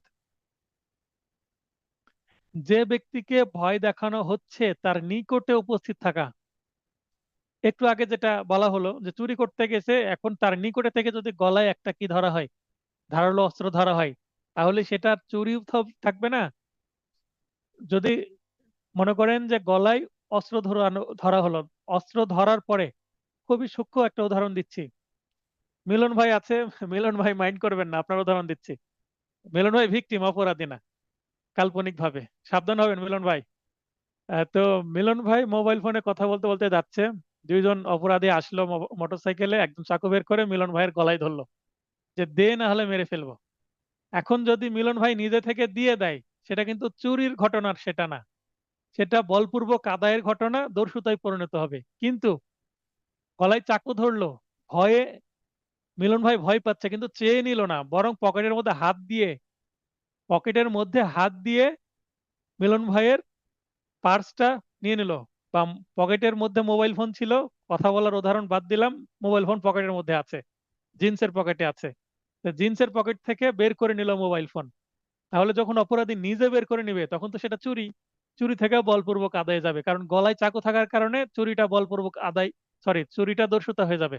আবারও বলছি, পকেটের ভেতরে আছে মোবাইল ফোন, অপরাধী যদি পকেটের মধ্যে নিজে হাত দিয়ে বের করে নেয় তাহলে সেটা চুরি, আর সেই সাথে যদি চাকু যুক্ত হয় তাহলে সেটা হয়ে যাবে কি দস্যুতা, চুরি থেকে দস্যুতা। একই ঘটনা, গলায় চাকু আছে, ভয় দেখাচ্ছে, মানে দস্যুতা তো নিশ্চয়ই। কিন্তু যদি পকেটের মধ্যে হাত না দেয়, মিলন ভাইকে বলে যে বের করে দে, মানে মিলন ভাই নিজে ভয় বের করে দিবে, তখন সেটা বলপূর্বক আদায় দস্যুতায় রূপান্তরিত হবে। তার মানে নিজে নিলে চুরি থেকে দস্যুতা, আর যে ভিকটিম সে যদি দিয়ে দেয়, সম্পত্তির যে মালিক সে যদি দিয়ে দেয়, সেটা চুরি থেকে দস্যুতা না, সেটা বলপূর্বক আদায় থেকে দস্যুতা। দেখেন একই ঘটনা, নিজে নিলে এক এক কাজ হচ্ছে, আর দিয়ে দিলে আরেক কাজ হচ্ছে, যদিও আলটিমেটলি সেটা দস্যুতা, কিন্তু বেসিক যে পয়েন্ট সেটা হচ্ছে চুরি থেকে দস্যুতা না বলপূর্বক আদায় থেকে দস্যুতা। এই পয়েন্টেও কিন্তু প্রশ্ন করতে পারে, প্রবলেমেটিক প্রশ্ন অথবা এমসিকিউ প্রশ্ন হতে পারে, বা ভাইভাতেও এইভাবে আপনাদেরকে সিচুয়েশনাল কোশ্চেন করতে পারে। এই বিষয়টা সূক্ষ্মভাবে মনে রাখবেন। আচ্ছা, বলপূর্বক আদায়ের সময় কোনো ব্যক্তিকে বা তার কোনো আত্মীয়কে মৃত্যু, আঘাত বা বেআইনি বাধার তাৎক্ষণিক ভয় দেখালে, তো দেখেন বলপূর্বক আদায় করবে তো নিকটে যদি উপস্থিত থাকে, কাছে থেকে ভয় দেখাচ্ছে, 1 নম্বর পয়েন্টে পড়লাম, তাহলে সেটা কি হয়ে যাবে বলপূর্বক আদায় থেকে সেটা দস্যুতা। নিজে থেকে মোবাইল ফোন দিয়ে দিল, মানি ব্যাগ দিয়ে দিল, বা কোনো মহিলা গহনা দিয়ে দিল, বা যা কিছু আছে সব দিয়ে দিল, কারণ প্রথম কথাই বলে যা কিছু আছে দিয়ে দে বা দিয়ে দেন। ভদ্রভাবে যদি ডাকাতি করে যা কিছু আছে বের করেন দিয়ে দেন। ইংরেজিতে হলে কোনো সমস্যা নাই, কারণ ইংরেজিতে তুই, তুমি আর আপনির মধ্যে কোনো পার্থক্য নাই, ইউ। আর বাংলাতেই পার্থক্যটা আছে, এই শব্দের মধ্যে আবার সম্মান লুকিয়ে আছে, তো আমাদের বাংলাটা একটু বেশি সমৃদ্ধ ভাষা, ভাষা হিসাবে। আচ্ছা, তো এখানে 2 খ নম্বর পয়েন্টে যেটা বলা হচ্ছে আত্মীয়কে, তার মানে পরিবারের কেউ বা কোনো আত্মীয়কে, যার ভয় দেখালে সে ওই ব্যক্তিকে, পরিবারের কোনো সদস্যকে হারানোর ভয় বা তার ক্ষতি হওয়ার ভয় দিয়ে দিতে পারে, তো সেটা করতে পারে। তাহলে এটাকে কিন্তু খ নম্বর পয়েন্টে আমরা বলতে পারি ব্ল্যাকমেল করা। খ নম্বর পয়েন্টে কিন্তু ব্ল্যাকমেল করা, এবং এই ব্ল্যাকমেল করার সময় কি করতে হবে, তাৎক্ষণিক ভয়। এই যে পয়েন্টটা বারবার আমি মনে রাখতে বলছি, তাৎক্ষণিক ভয়, যেমন এর আগেও ছিল কিন্তু তাৎক্ষণিক ভয়, চুরির ক্ষেত্রেও তাৎক্ষণিক ভয় থাকতে পারে, বলপূর্বক আদায়ের ক্ষেত্রেও তাৎক্ষণিক ভয় থাকতে পারে, কারণ তাৎক্ষণিক ভয় এমন একটা উপাদান যেটা কি করবে, দস্যুতার জন্ম দিবে। তাহলে দস্যুতা হতে হলে তাৎক্ষণিক ভয় একটা গুরুত্বপূর্ণ উপাদান। উক্ত ব্যক্তিকে কোনো স্থাবর বা অস্থাবর সম্পত্তি অর্পণে বাধ্য করবে, কারণ এই যে এত কিছু করছে, ভয় দেখাচ্ছে, আহ মৃত্যু, আঘাত বা কোনো বেআইনি বাধার তাৎক্ষণিক ভয় যে দেখাচ্ছে, সেটা কোনো ব্যক্তি, কোনো ভিকটিমকে বা ভিকটিমের কোনো আত্মীয় স্বজনকে। এই ভয় দেখানোর আলটিমেট উদ্দেশ্যটা কি, ইন্টেনশনটা কি, সম্পত্তি নিয়ে নেওয়া, স্থাবর বা অস্থাবর। অস্থাবর বলতে কোনো কার, কোনো মোবাইল ফোন বা ইনস্ট্যান্ট যা পাওয়া যায় সেগুলো, অথবা অন্য কোনো বড় উদ্দেশ্য আছে, কোনো প্রপার্টি নিয়ে নিবে। রিয়েল এস্টেট প্রপার্টি হতে পারে, কোনো জমি হতে পারে, কোনো পুকুর হতে পারে, কোনো ভবন হতে পারে, কোনো ফ্ল্যাট হতে পারে। তো সেগুলোও নিয়ে নিতে পারে এইভাবে। তাহলে এইভাবে নিয়ে নিলে সেটা বলপূর্বক আদায় কি হয়ে যাবে? দস্যুতায় রূপান্তরিত হবে। আশা করি এই তিনটা অপরাধ, চুরি, বলপূর্বক আদায় এবং দস্যুতা সম্পর্কে ক্লিয়ার ধারণা হয়েছে। এখনো পর্যন্ত যদি এই তিনটা অপরাধ সম্পর্কে মোটামুটি যতটুকু বোঝালাম, এর মধ্যে যদি কনফিউশন থাকে এখনই প্রশ্ন করেন। আর যদি কনফিউশন না থাকে আমি আবার এক্সিট করি বা অগ্রসর হই। তো আমি প্রসিড করছি পরবর্তীতে। পরবর্তী যে টপিক সেটা হচ্ছে ডাকাতি বা ড্যাকোইটি। পেনাল কোডের 391। দেখেন এর আগের সাজানোর ধারা সাজানোর স্টাইলটা কি বা প্লেসমেন্টটা কি। 378 চুরির সংজ্ঞা আছে, 377 তার আগে কি আছে? 377 কিন্তু সর্বশেষ অপরাধ হিউম্যান বডি সম্পর্কে 16 অধ্যায়ের সর্বশেষ অপরাধ। 16 অধ্যায়ের অপরাধ 299 থেকে শুরু হয়ে 377 কি আছে? আনন্যাচারাল অফেন্স, সমকামিতা সংক্রান্ত অপরাধ, মানে আনন্যাচারাল কোনো কাজকর্ম করা। তো এটা 377 আছে। তাহলে 16 অধ্যায় শেষ, 17 অধ্যায় শুরু হলো 378 থেকে। তার মানে প্রপার্টি রিলেটেড যে অপরাধ সেটা কিন্তু চুরি দিয়ে শুরু হলো। 378-এর সংজ্ঞা: 379 বাইরে চুরি, 380 ভেতরে চুরি, 381 কোনো পরিচিত মানে কর্মচারী কর্তৃক চুরি, 382 হচ্ছে চুরির সময় প্রস্তুতি নেওয়া, মানে কাছে চাকু রাখা বা লোকজন সেট করে রাখা, যেন ধরা পড়লে কোনো অ্যাকশন নিতে পারে। আচ্ছা, চুরি করতে গেলেও 382 ধারায় কি আছে? যে প্রস্তুতি নিয়ে যাওয়া, মানে চোরের পকেটের মধ্যে কি আছে? পিস্তল আছে, চাকু আছে, সে গোপনে নিচ্ছে। কিন্তু যদি গোপনে নেওয়াটা বা এই যে চাকু যদি বা পিস্তল যদি বের করার দরকার হয়, সে- সেই ক্ষেত্রে বের করবে। আর যদি বের করার দরকার না হয় সেক্ষেত্রে বের করবে না। যদি এটা হয় 382 ধারা অনুসারে সেটা চুরি হবে। কিন্তু 382 ধারার অপরাধ করতে গিয়ে আলটিমেটলি যদি চাকু বা অস্ত্র বের করে ফেলে সেটা কিন্তু দস্যুতা। দেখেন 382 এবং দস্যুতা মানে 390-এর মধ্যে সূক্ষ্ম পার্থক্য আছে। 382 মানে পকেটে চাকু আছে অপরাধীর, কিন্তু সেটা বের করলো না, মানে দরকারই হলো না বের করার। দরকার হলে যদি বের করে ফেলে সেটা তখন হয়ে যাবে দস্যুতা। এখানেও কিন্তু একটু সূক্ষ্ম পার্থক্য আছে। তাহলে আমি যেটা বলছিলাম, 378 থেকে 382 পর্যন্ত চুরি নিয়ে কাহিনী। 383 থেকে শুরু করে 389 পর্যন্ত বলপূর্বক আদায় শেষ হয়ে গেল। 390 হচ্ছে দস্যুতা বা রবারির সংজ্ঞা। 391 মানে কাছাকাছি সংজ্ঞা দুইটা দিয়ে দিয়েছে, এবং সাজাগুলো পরবর্তীতে থাকবে। কিন্তু 383-র পরে 384, 85 এগুলোতে কিন্তু আবার এক্সটর্শনের সাজা ছিল, যেমন চুরির ক্ষেত্রে। তাহলে চুরি আর এক্সটর্শনের ধারার প্লেসমেন্ট যদি আমরা চিন্তা করি, তাহলে প্রথমে সংজ্ঞা দিয়ে দিচ্ছে এবং পরবর্তী সাজাগুলো বিভিন্ন ক্ষেত্রে বিভিন্ন পরিস্থিতিতে সাজা উল্লেখ করছে। কিন্তু রবারি এবং ডাকাতির ক্ষেত্রে একটু ভিন্ন। কি? 390 সংজ্ঞা দিল, 391 সংজ্ঞা দিয়ে দিচ্ছে ডাকাতির, কারণ দুইটা একই ধরনের অপরাধ। তাই এখানে কিন্তু 391 আর দস্যুতার সাজা দিচ্ছে না সংজ্ঞা। আচ্ছা, এই ধারায় ডাকাতির সংজ্ঞা প্রদান করা হয়েছে। অত্র ধারা মতে 5 বা ততোধিক ব্যক্তি যখন দস্যুতা সংগঠন করে তখন তাকে ডাকাতি বলে। মানে 1 থেকে 4 পর্যন্ত যদি কাজটা করা হয় সেটা দস্যুতা, কিন্তু 5 থেকে বেশি জন যদি মানুষ হয়ে যায়, মানে এটা একটা দলবদ্ধ যদি ক্রাইম হয়, তার মানে এখানে আনলফুল অ্যাসেম্বলি থাকবে। 141 ধারার যে আনলফুল অ্যাসেম্বলি আমরা পড়েছি সেটা থাকবে এর মধ্যে। তারপরে তারা একটা দল বেঁধে যে কাজটা করবে। 5 জন ব্যক্তি থাকা মানে কি, এটা ভয়াবহ একটা অপরাধ সংগঠন হওয়ার সম্ভাবনা আছে। এই কারণে একটু এই রবারি এবং ডাকাতির মধ্যে পার্থক্য রাখা হয়েছে। কারণ 5 জন মিলে কাজটা করছে, একটা ভয়াবহ হয়ে যাবে, মানুষ সামনে এগিয়ে আসবে না সহজে। ডাকাতরা ডাকাতিতে ব্যর্থ হলেও তার ডাকাতি মর্মে গণ্য হবে। তার মানে ডাকাতির চেষ্টাটাও ডাকাতি, ডাকাতির চেষ্টা ডাকাতির, কিন্তু অপরাধ একই। অর্থাৎ ডাকাতি ও ডাকাতির প্রচেষ্টার মধ্যে কোনো তফাৎ বা পার্থক্য নেই। ডাকাতি করলেও যে সাজা, ডাকাতির চেষ্টা করলেও একই সাজা।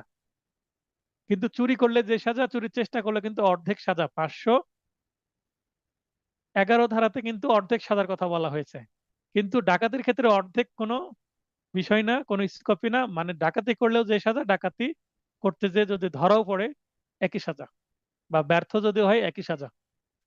প্রত্যেক ডাকাতি দস্যুতা, কিন্তু প্রত্যেক দস্যুতা ডাকাতি নয়, কারণ দস্যুতা যদি 1 2 3 4 জন মিলে করে সেটা তো আর ডাকাতি না। কিন্তু ডাকাতি করতে গেলে 5 জন তো অ্যাটলিস্ট লাগবে।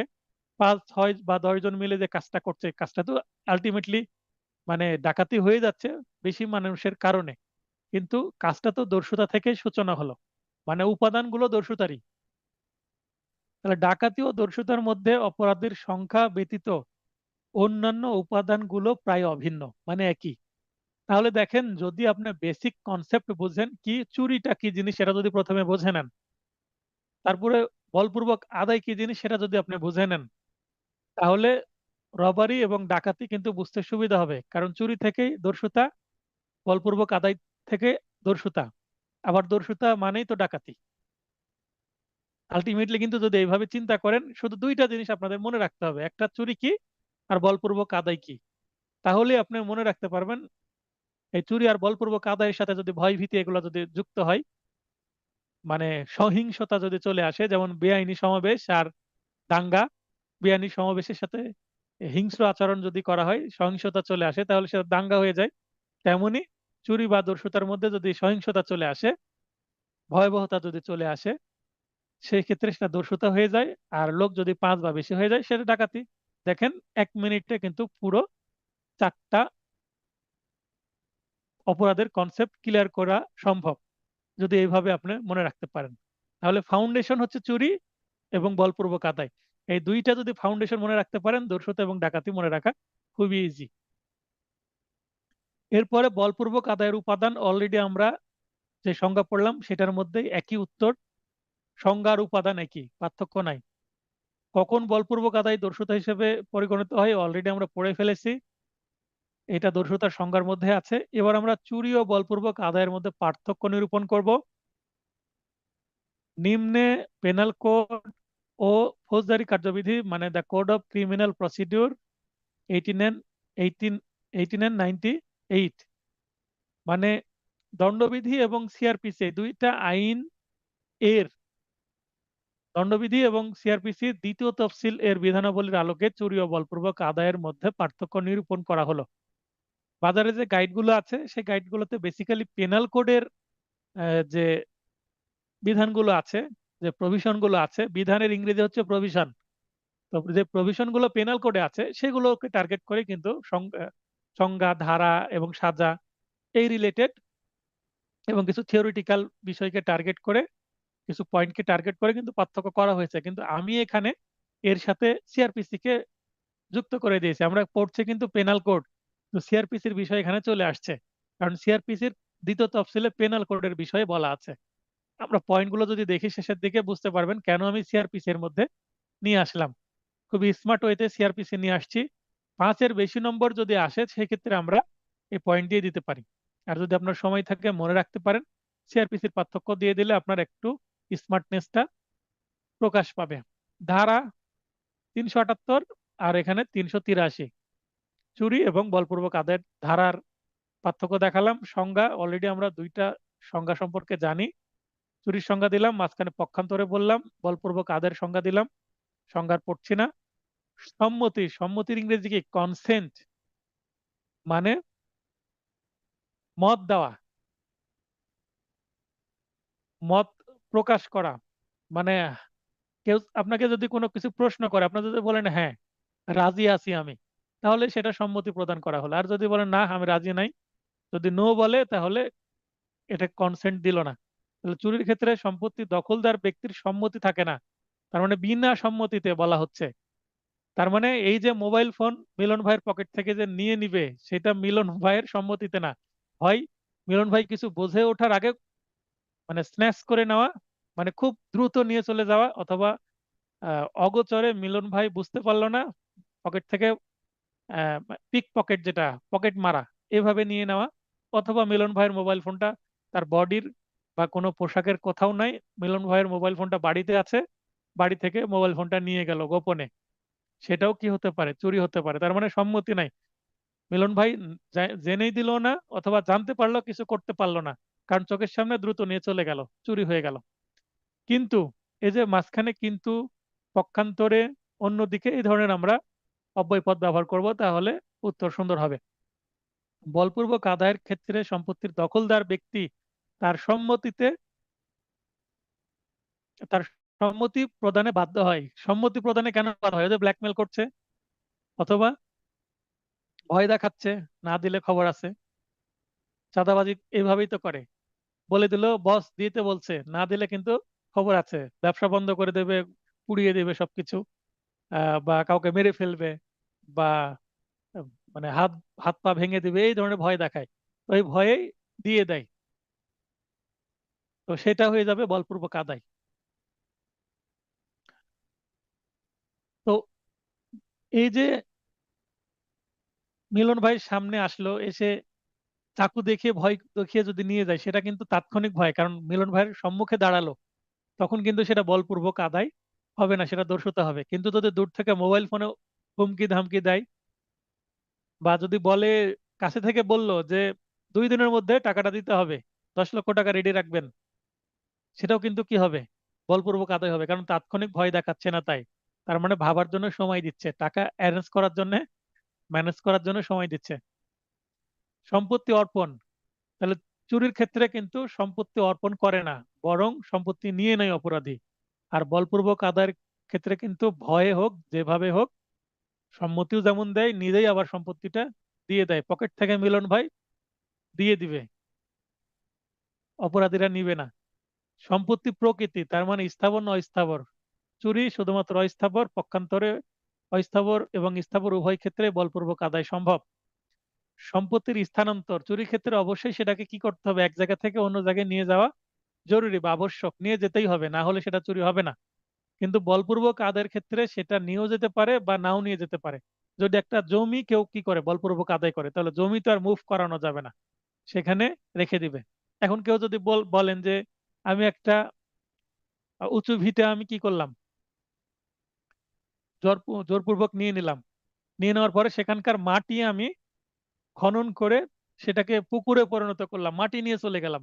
তো মাটি নিয়ে গেলে সেটা জমি স্থানান্তর হয় না, জমি জমির কাছেই থাকে, জাস্ট জমির মাটি নিয়ে নেওয়া হয়। তাহলে মানে জমির মাটি যদি স্থানান্তর করা হয়, সেটা কিন্তু আর সম্পত্তি স্থানান্তর হচ্ছে না। মাটি এমনিতেই, মাটি বা ভূপৃষ্ঠ আমরা স্থাবর সম্পত্তি হিসাবে বলবো, কিন্তু যখন মাটি কেটে অন্য একটা পাত্র করে নিয়ে চলে যাওয়া হবে, তখন সেটা কিন্তু ওই মাটিটা মানে সয়েল, তার মানে একটা ল্যান্ড, ল্যান্ড বলতে ভূমি বা জমি, স্থাবর সম্পত্তি। কিন্তু সেই জমি বা ল্যান্ড থেকে যদি একটু মাটি তুলে নিয়ে যাওয়া যায়, মনে করেন 1 ড্রাম বা 1 বালতি বা 1 ট্রাক মাটি নিয়ে যাওয়া হচ্ছে, তো সেই মাটিটা কি হবে? সেটার মাটিটার ইংলিশ হবে তখন সয়েল, নট ল্যান্ড। তখন সেটার ভূমি থাকলো না, সেটা জাস্ট সয়েল। তখন সেটা কিন্তু কি, মুভেবল প্রপার্টি বা অস্থাবর সম্পত্তি। তো এই পার্থক্যটুকু আপনাদের বুঝতে হবে, যে জমি তখন মাটি যখন হয়ে যাবে, তখন সেটার জমি জমি থাকে না, তখন সেটা নিয়ে যাওয়া যায়, মানে সেটা চুরি করা যাবে। মাটি চুরি করা যাবে, জমি চুরি করা যাবে না।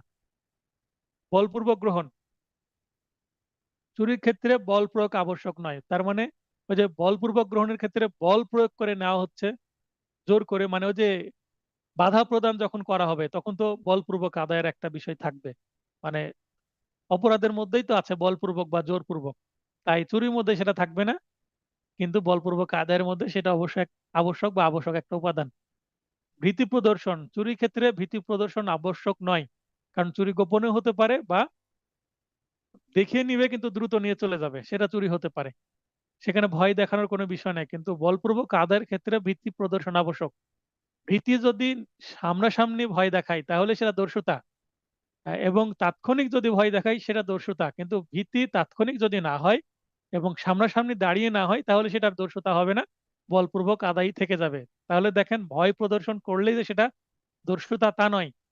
দর্শুতা হতে হলে তাৎক্ষণিক ভয় হতে হবে, ইনস্ট্যান্ট থ্রেট, অথবা সেইটা সামনাসামনি হতে হবে, মানে অপরাধী এবং ভিকটিম মুখোমুখি থাকতে হবে, কাছাকাছি থাকতে হবে, তাহলে সেটা দর্শুতা হবে। আর যদি দূর থেকে ভয় দেখায়, তাহলে সেটা দর্শুতা নয়, সেটা শুধুমাত্র বলপূর্বক আদায়। অপরাধের মাত্রা বিবেচনায় চুরি অপেক্ষাকৃত বলপূর্বক আদায় গুরুতর অপরাধ। চুরি একটা ছোট অপরাধের মধ্যে পড়বে, মানে ভয়াবহ, মানে ম্যানার অফ কন্ডাক্ট, মানে চুরি সংগঠন করার জন্য কন্ডাক্ট বা ম্যানারটা কেমন হবে। তাহলে চুরি ক্ষেত্রে ম্যানারটা কিন্তু একটু কি সেফ, সহিংসতা নাই। কিন্তু বলপূর্বক আদায়ের ক্ষেত্রে কিন্তু এটা কিন্তু গুরুতর ভয় প্রদর্শন, মানুষের একটা ট্রমার মধ্যে পড়ে যাবে, একটা ভয় পাবে। কারোর সাথে যদি বলপূর্বক আদায়ের ঘটনা ঘটে, তার কিন্তু বেশ কয়েকদিন মানসিক ভাবে সে ট্রমার মধ্যে থাকবে, ভয়ের মধ্যে থাকবে। কিন্তু চুরি সংগঠিত হলে হয়তোবা পস্তাবে, একটা সম্পদ চলে গেল, কিন্তু হয়তোবা মানসিক ভয়টা খুব একটা কাজ করবে না। এই কারণে অপরাধের মাত্রার পয়েন্ট আমি নিয়ে আসছি। বিনা পরোয়ানায় গ্রেপ্তার, এই বিনা পরোয়ানায় চুরির ক্ষেত্রে গ্রেপ্তার করা যাবে না যাবে না, বলপূর্বক আদায়ের ক্ষেত্রে গ্রেপ্তার করা যাবে কি যাবে না, এটা কিন্তু পেনাল কোড বলে দিবে না আপনাকে। কে বলে দিবে? সিআরপিসি বলে দিবে। তাই সিআরপিসিটা আমি আলোচনা করেছি। তো এখানে দ্বিতীয় তফসিল মতে চুরির ক্ষেত্রে বিনা পরোয়ানায় অভিযুক্ত ব্যক্তিকে গ্রেপ্তার করা যাবে, কিন্তু বলপূর্বক আদায়ের ক্ষেত্রে বিনা পরোয়ানায় অভিযুক্ত ব্যক্তিকে গ্রেপ্তার করা যাবে না। চুরি সংগঠিত হয়েছে, জানা গেল চোরকে কি জিয়ার মামলায় চুরি হতে পারে, তো জিয়ার মামলা গঠন মানে দায়ের করে চুরিকে, চুরির অপরাধের অপরাধীকে গ্রেপ্তার করতে পারবে। কিন্তু বলপূর্বক কেউ যদি আদায় করে, তাহলে কিন্তু এখানে এর সাথে যদি দর্শুতা না থাকে, জাস্ট বলপূর্বক আদায়ের জন্য কোনো জিয়ার মামলা হবে না, সেখানে অবশ্যই কি হবে? সিআর মামলা হবে। সিআর মামলায় যদি আদালত গ্রেপ্তারি পরোয়ানা বা ওয়ারেন্ট জারি করে আসামির বিরুদ্ধে, সেই ক্ষেত্রে কিন্তু তাকে কি করা যাবে? গ্রেপ্তার করা যাবে না। এখানে কমন সেন্সটা কি? চোর সে কিন্তু পালিয়ে বেড়াবে, গা ঢাকা দিবে, আন্ডারগ্রাউন্ড হয়ে যাবে। তাই চোরকে দ্রুত গ্রেপ্তার করতে হবে। তাই এখানে কোর্ট বা ম্যাজিস্ট্রেটের পারমিশন দরকার নেই। কিন্তু যে বলপূর্বক আদায় করে সে কিন্তু পালিয়ে যায় না, কারণ সে সেখানে তার সাহস আছে, সে ওপেন অপরাধ করে। আর চুরি অনেক সময় মানে অধিকাংশ ক্ষেত্রে গোপনেই হয়, যেটা মিলন ভাই মনে করতো গোপন, আবার প্রকাশ্যে হতে পারে। প্রকাশ্যে করে কিন্তু সেখানে আবার দাঁড়িয়ে থাকে না, চোর নিয়ে দ্রুত চলে যায়। চোখের সামনে চুরি হতে পারে, নিয়ে আবার দ্রুত চলে যাবে, সেখানে দাঁড়িয়ে থাকবে না। তো যে বলপূর্বক আদায় করবে সে কিন্তু এলাকা ছেড়ে পালায় না, বা গা ঢাকা দেয় না, বা আন্ডারগ্রাউন্ড হয় না, যদি খুব বিপদে না পড়ে। তো এই কারণেই ম্যাজিস্ট্রেটের কি লাগবে? পারমিশন লাগবে। আবার চুরির অপরাধটা প্রমাণ করাটা কিন্তু যতটা সহজ, বলপূর্বক আদায় কিন্তু প্রমাণ করাটা ততটা সহজ নয়। এটা বলপূর্বক আদায় হয়েছে না আমাকে গিফট করেছে, এই বিষয়গুলো কিন্তু থাকবে। ওই যে মোবাইল ফোন নিয়ে নিল, পরে যে আবার দোকান থেকে রসিদ দিল, এই যে রসিদ যে জোর করে নিয়েছে, এটা কিন্তু প্রমাণ করা টাফ। ওই লোকটা বলবে না আমি তো জোর করে নিইনি, আমি তো কিনেছি এটা, এই যে আমার কাছে রসিদ আছে, তার মানে আমি টাকা দিয়েছি, 50,000 টাকা দিয়ে মোবাইল ফোনটা কিনেছি, এটা কিন্তু প্রমাণ করা টাফ। তাই দেখবেন যে মোবাইল ফোনের দোকানে কিন্তু কি থাকে? সিসিটিভি ক্যামেরা থাকে, যেন মূল্যবান প্রপার্টি চুরি হয়ে না যায়, কেউ গোপনে সরিয়ে নিল একটা, এই ধরনের ঘটনা ঘটলো। এই কারণে জামিনযোগ্য কিনা এটাও কিন্তু বলে দেয় কি? সিআরপিসি। চুরির অভিযোগ জামিন অযোগ্য অপরাধ, চুরি করলে জামিন সহজে পাওয়া যাবে না। কারণ জামিনে যদি ছেড়ে দেওয়া হয় চোরকে, চোর কিন্তু পালিয়ে যাবে, নিয়মিত হাজিরা দিবে না, কারণ তার ভয় আছে। আর অপরদিকে বলপূর্বক যে আদায় করে তার ভয় নাই, জামিন দিলে সে নিয়মিত হাজিরা দিবে, তার মানে সে সমাজ থেকে পালায় না, কারণ সে ডিয়ারিং পার্সন, দাদা টাইপের মানুষ। আপোষযোগ্যতা মানে কম্পাউন্ড কিনা, এক মানে ভিকটিমের সাথে অপরাধীর আপোষ করে মামলা তুলে নেওয়ার বিষয় আছে কিনা। চুরির অভিযোগ আদালতের অনুমতি সাপেক্ষে আপোষযোগ্য। এখন কত মানে কি ধরনের চুরি করেছে? চুরি করলে কোনো ব্যক্তিরই ক্ষতি হয়, কিন্তু সমাজেরও ক্ষতি হয়। একটা এলাকায় চুরি হচ্ছে, তাহলে অন্যরা কিন্তু ভয় পাবে যে আমার বাড়িতেও চুরি হতে পারে, কারণ চুরি যেহেতু গোপনে বেশি হয়, এই কারণে সবার মধ্যে একটা ভয় থাকে। বা যদি ওপেন ছিনতাই হয়, একটা এলাকায় ছিনতাই হচ্ছে ভোরবেলা বা গভীর রাতে ছিনতাই হচ্ছে, ওই এলাকায় মানুষ কিন্তু যায় না, ভয় পায় ছিনতাই হলে। কারণ এই ছিনতাইটা কিন্তু দস্যুতাতেও পরিণত হতে পারে ইনস্ট্যান্ট। দরকার হলে চোর চাকু বের করলো, তাহলে সে দস্যু হয়ে গেল, চোর আর চোর থাকলো না। তাহলে চুরি হলে মানুষের ভয় হয়, মানে সমাজে একটা নেগেটিভ ইম্প্যাক্ট পড়ে। এই কারণে এটা আদালত অনুমতি না দেওয়া পর্যন্ত চোরের সাথে আপোষ চলবে না।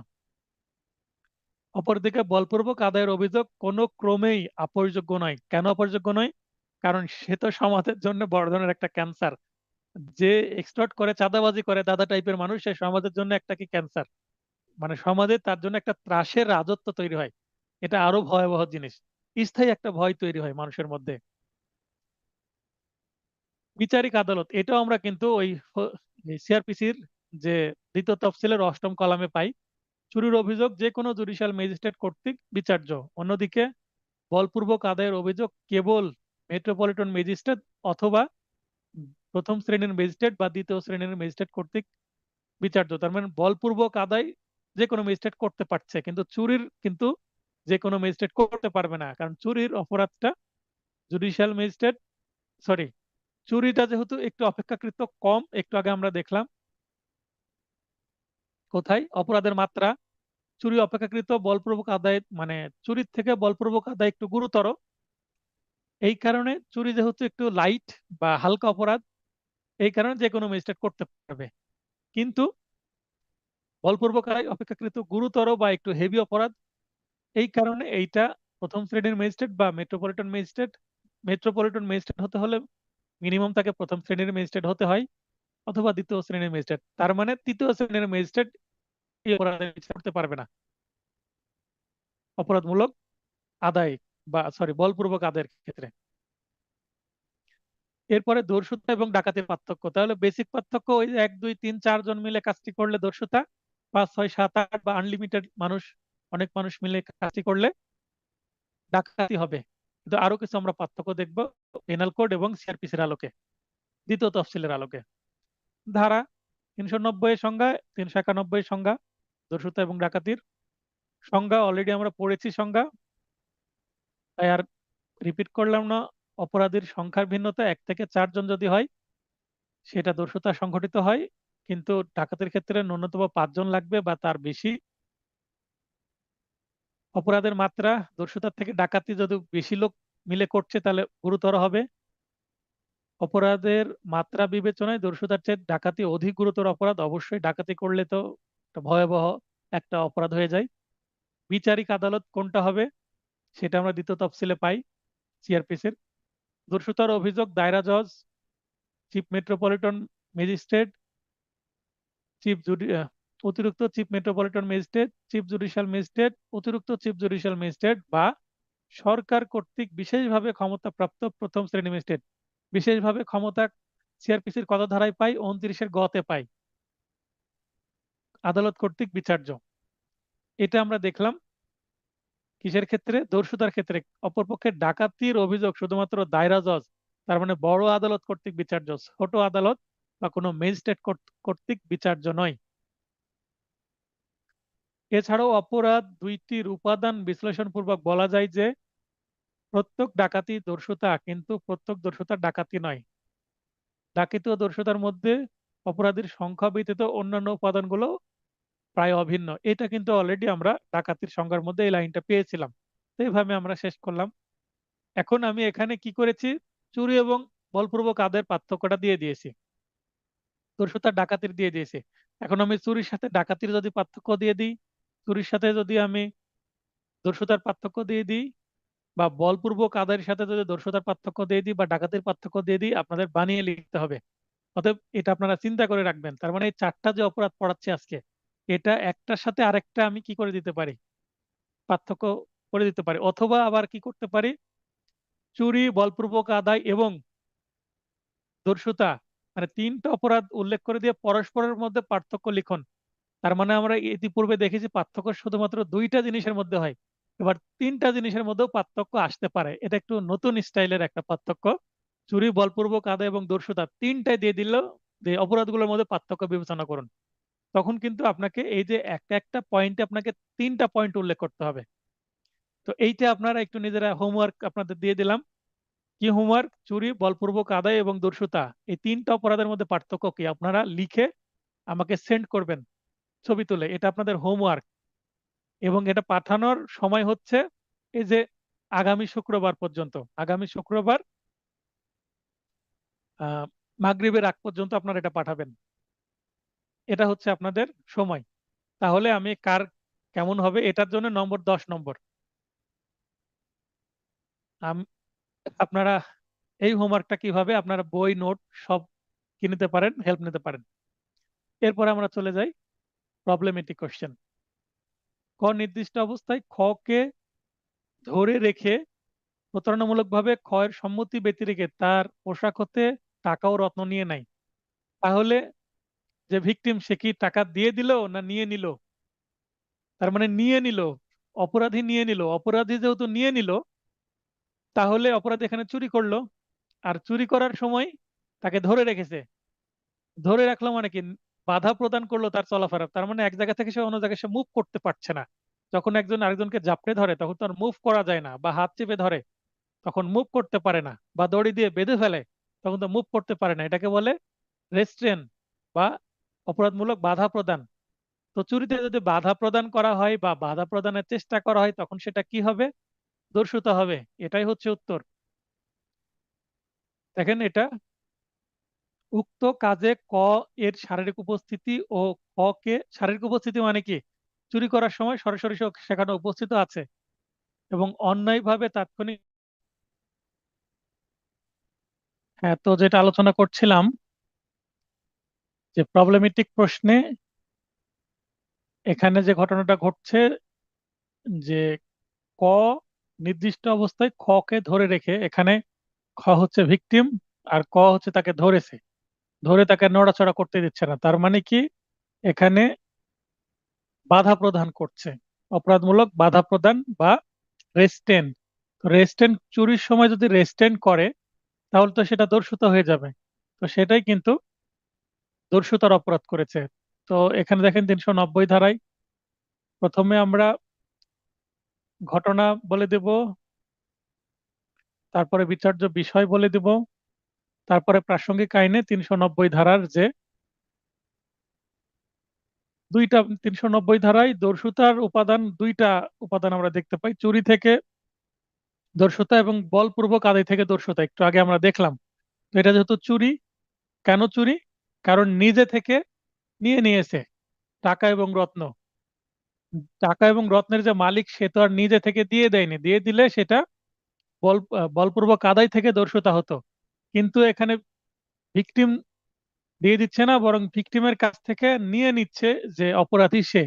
যেহেতু অপরাধী নিজে নিয়ে নিচ্ছে, তার মানে এটা প্রাথমিকভাবে চুরি, এবং দ্বিতীয়ত সেটা দর্শুতা হয়ে গেছে। তাই 390 ধারায় আমরা চুরি যখন দর্শুতায় পরিণত হয়, এই যে দুইটা পয়েন্ট আমরা একটু আগে যেটা পড়লাম দর্শুতার সংজ্ঞার মধ্যে, এটা বলে দিয়ে তারপরে আমরা এখানে যে আলোচ্য প্রশ্নের তথ্যসমূহ সিদ্ধান্ত পয়েন্ট আমরা বলবো। এবং দণ্ডবিধি এর 390 ধারার বিধান মতে বলা যায় যে, ক নির্দিষ্ট অবস্থায় খ কে ধরে রেখে প্রতারণা মূলে খ এর সম্মতি ব্যতি রেখে খ এর পোশাক হতে টাকা ও রত্ন নিয়ে নেওয়ার কাজটি করার জন্য ক ইচ্ছাকৃতভাবে খ কে অন্যায়ভাবে নিয়ন্ত্রণ করে, মানে নিয়ন্ত্রণ করা বলতে এখানে তার চলাচলে বাধা প্রদান করা, দর্শুতার অপরাধ সংগঠিত করেছে। এখন কি অপরাধ করেছে সেটাই তো জানতে চাওয়া হয়েছে, তাহলে দর্শুতার অপরাধ করেছে। কেননা, দর্শুতার অপরাধ কেন করেছে সেটা আবার তিনটা পয়েন্ট দিয়ে ব্যাখ্যা দিয়ে দিয়েছে। তো কেননা বলে যে ব্যাখ্যাটা দিচ্ছি, এইটা না দিলেও হবে, এটা জরুরি না। যদি দিতে পারেন এই অংশটুকু, যেটা লাল রং দিয়ে হাইলাইট করলাম, এই অংশটুকু যদি দেন তো দিবেন, এই অংশটুকু না দিলেও সমস্যা নাই। এই অংশটুকু অতিরিক্ত দেওয়া হয়েছে, এটা দিলে ভালো, না দিলেও খুব একটা সমস্যা নাই। এরপরে আমরা পরের প্রবলেমেটিক প্রশ্নটি পড়ব। ক তার নিজের ব্যবহারের উদ্দেশ্যে একটি নৌকা তৈরি করার জন্য খ এর জমিতে তার সম্মতি ব্যতীত, মানে খ এর জমি খ এর সম্মতি ছাড়া একটি গাছ কেটে ফেলে। তাহলে নৌকা তৈরি করবে না কি করবে সেটা তো আর উদ্দেশ্য না, সেটা হচ্ছে, মানে সেটা বিবেচ্য বিষয় না যে কি করবে। যে অপরাধী সে গাছ কেটেছে এবং যার গাছ তার অনুমতি নাইনি, কারণ যার জমিতে আছে তার মানে গাছের মালিক সেই।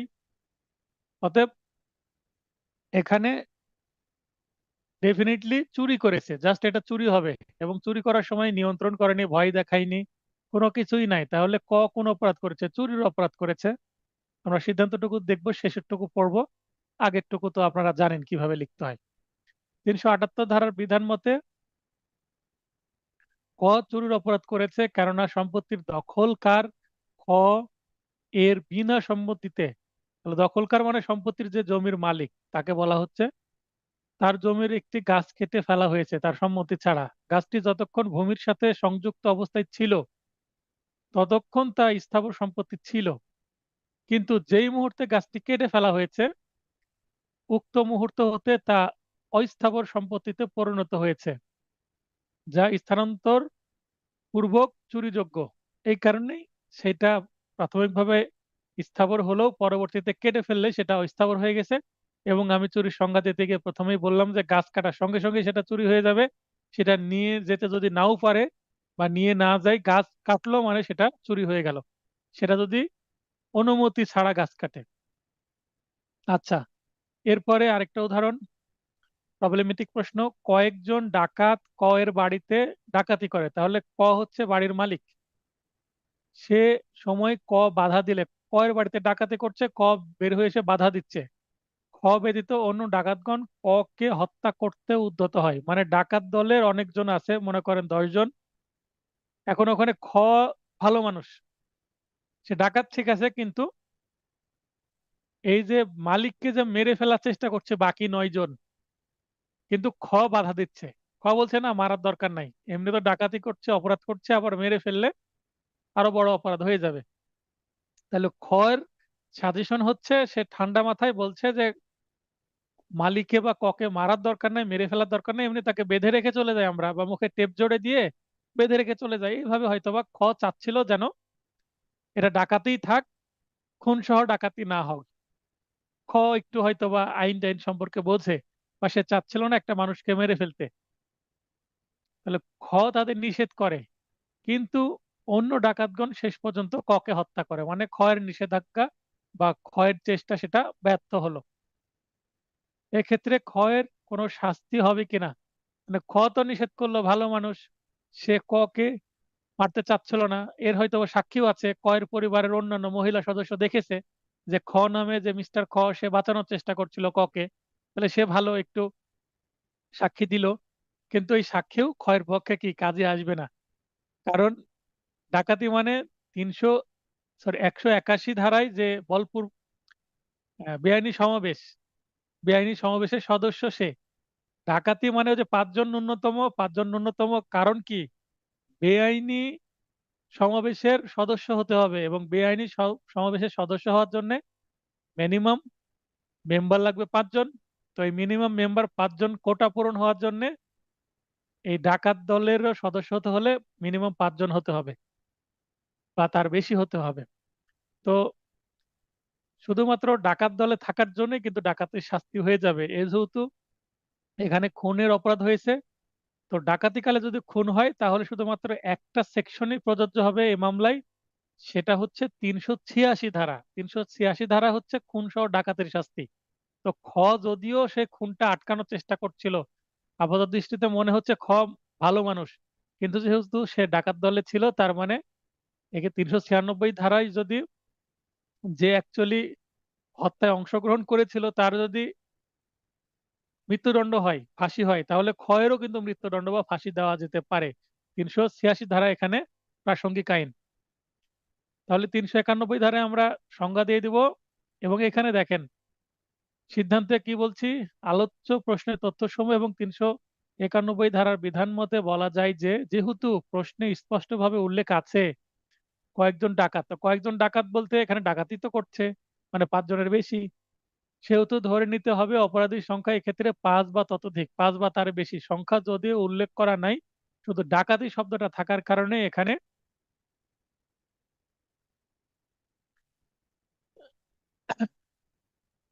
386 না, 396 ধারা হবে।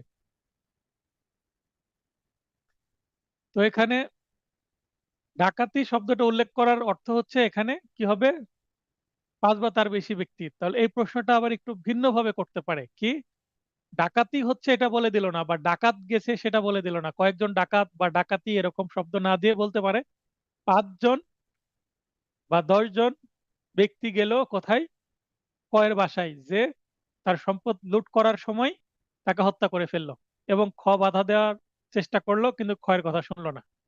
এইভাবে কথাটা আসতে পারে, মানে ডাকাত শব্দটা, ডাকাতি শব্দটা ব্যবহার নাও হতে পারে, কিন্তু সংখ্যা দিয়ে আপনাকে বুঝিয়ে দেবে এটা ডাকাতি, তখন আপনাকে বুঝতে হবে। তাহলে 396 ধারার বিধান মতে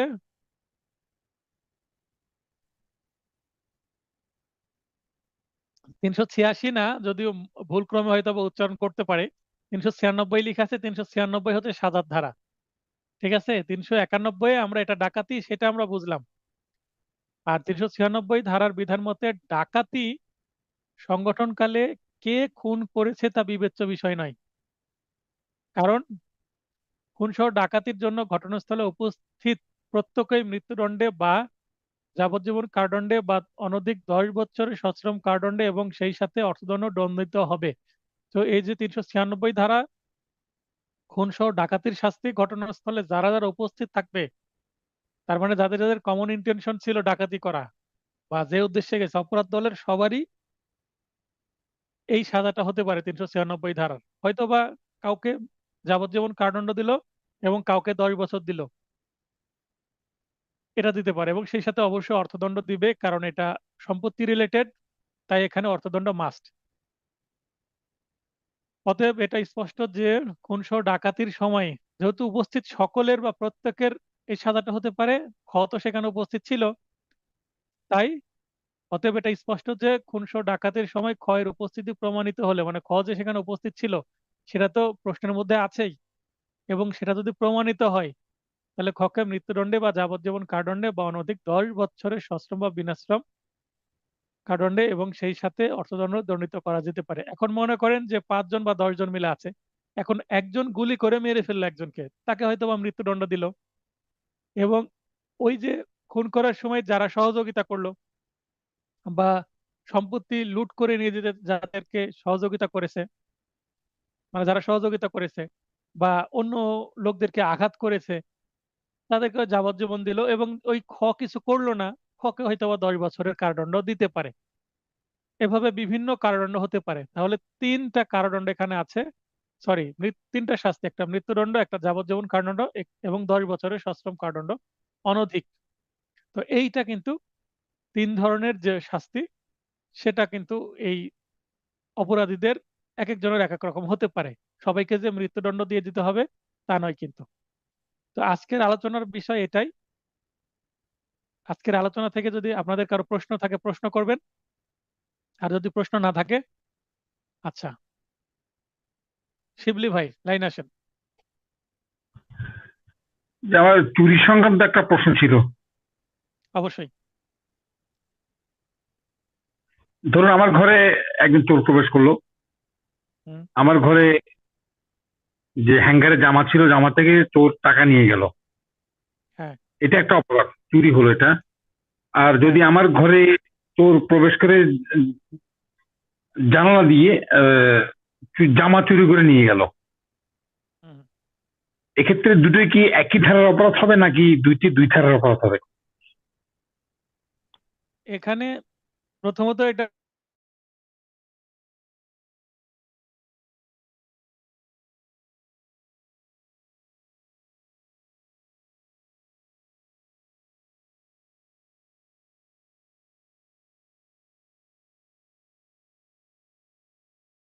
করেছে, তাহলে অনধিকার প্রবেশ এবং চুরির মানে 380 ধারা যুক্ত হবে। একজন যদি হয় তাহলে 34 ধারা আসবে না।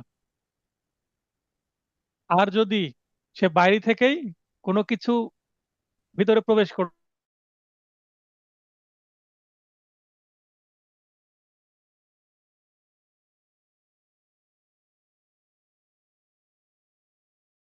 একটা লাঠি ঢুকিয়ে দিয়েছে, লাঠির আগায় হয়তো বা কোনো মেকানিজম ছিল, সেটা দিয়ে হ্যাঙ্গার থেকে আপনার শার্টটা বের করে নিয়ে চলে গেছে, তার মানে ভিতরে প্রবেশও করেনি, আপনার কোনো প্রপার্টি ড্যামেজও করেনি, মানে মিসচিপ বা ক্ষয়ক্ষতিও করেনি, সেক্ষেত্রে জাস্ট 380 ধারা। ক্লিয়ার হলেন?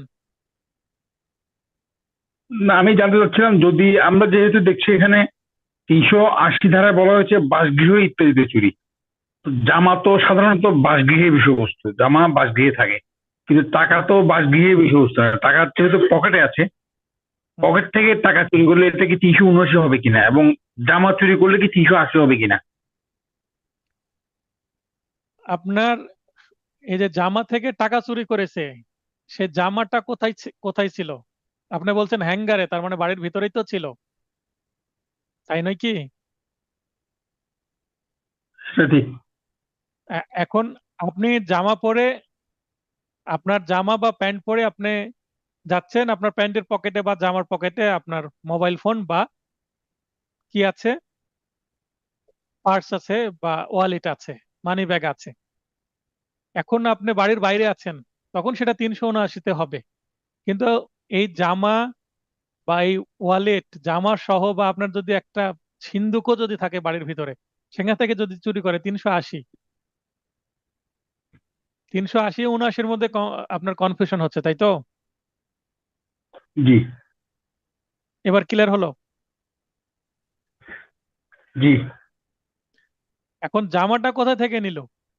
বাড়ির ভিতর থেকে নিল। জামা নিল না, জামার ভিতরে টাকা নিল। এখন জামার ভিতরে টাকা নিল, জামাটা কোথায় ছিল? বাড়ির বাইরে না বাড়ির ভিতরে, সেটা বিবেচনা করতে হবে। কারণ জামা তো একটা মুভেবল প্রপার্টি। বুঝতে পেরেছেন বিষয়টা? জি। ধন্যবাদ। মনে করেন সিন্ধুকের মধ্যে থেকে মূল্যবান আপনার সম্পদ নিল, গহনা নিয়ে নিল। এখন সিন্ধুকটা মনে করেন বাড়ির ভিতরে ছিল, বাড়ির ভিতরে সিন্ধুকের ভিতরে প্রবেশ করলো, বাড়িতে প্রবেশ করলো, সিন্ধুক থেকে টাকা চুরি করলো, তাহলে অনধিকার প্রবেশ করলো, ট্রেসপাস। যদি বাড়ি ভেঙে প্রবেশ প্রবেশ করে হাউস ব্রেকিং হবে, ট্রেসপাসের একটা অংশ। রাতের বেলা হলে এক, দিনের বেলা হলে আরেক, শীতকিটে যেটা প্রবেশ। আর যদি সিন্ধুক আপনার ক্ষতিগ্রস্ত করে, লক ভেঙে ফেলে, তাহলে এটা আপনার কি হবে আবার? ওই যে 427 ধারার মিসচিফ, মানে সম্পত্তি ক্ষয় করা, ক্ষতি করা, অনিষ্ট করা, এটারও ধারা চলে আসবে। এবং আপনার টাকা নিয়ে গেছে, তার মানে 380 ধারায় চুরি হবে। এখন কথার কথা, এই সিন্দুকটা আপনার বাড়িতে নাই, কোনো কারণে সিন্দুকটা নিয়ে আসতে লেগে, মনে করেন এক বাড়ি থেকে আরেক বাড়িতে আপনি সিন্দুক ট্রান্সফার করছিলেন।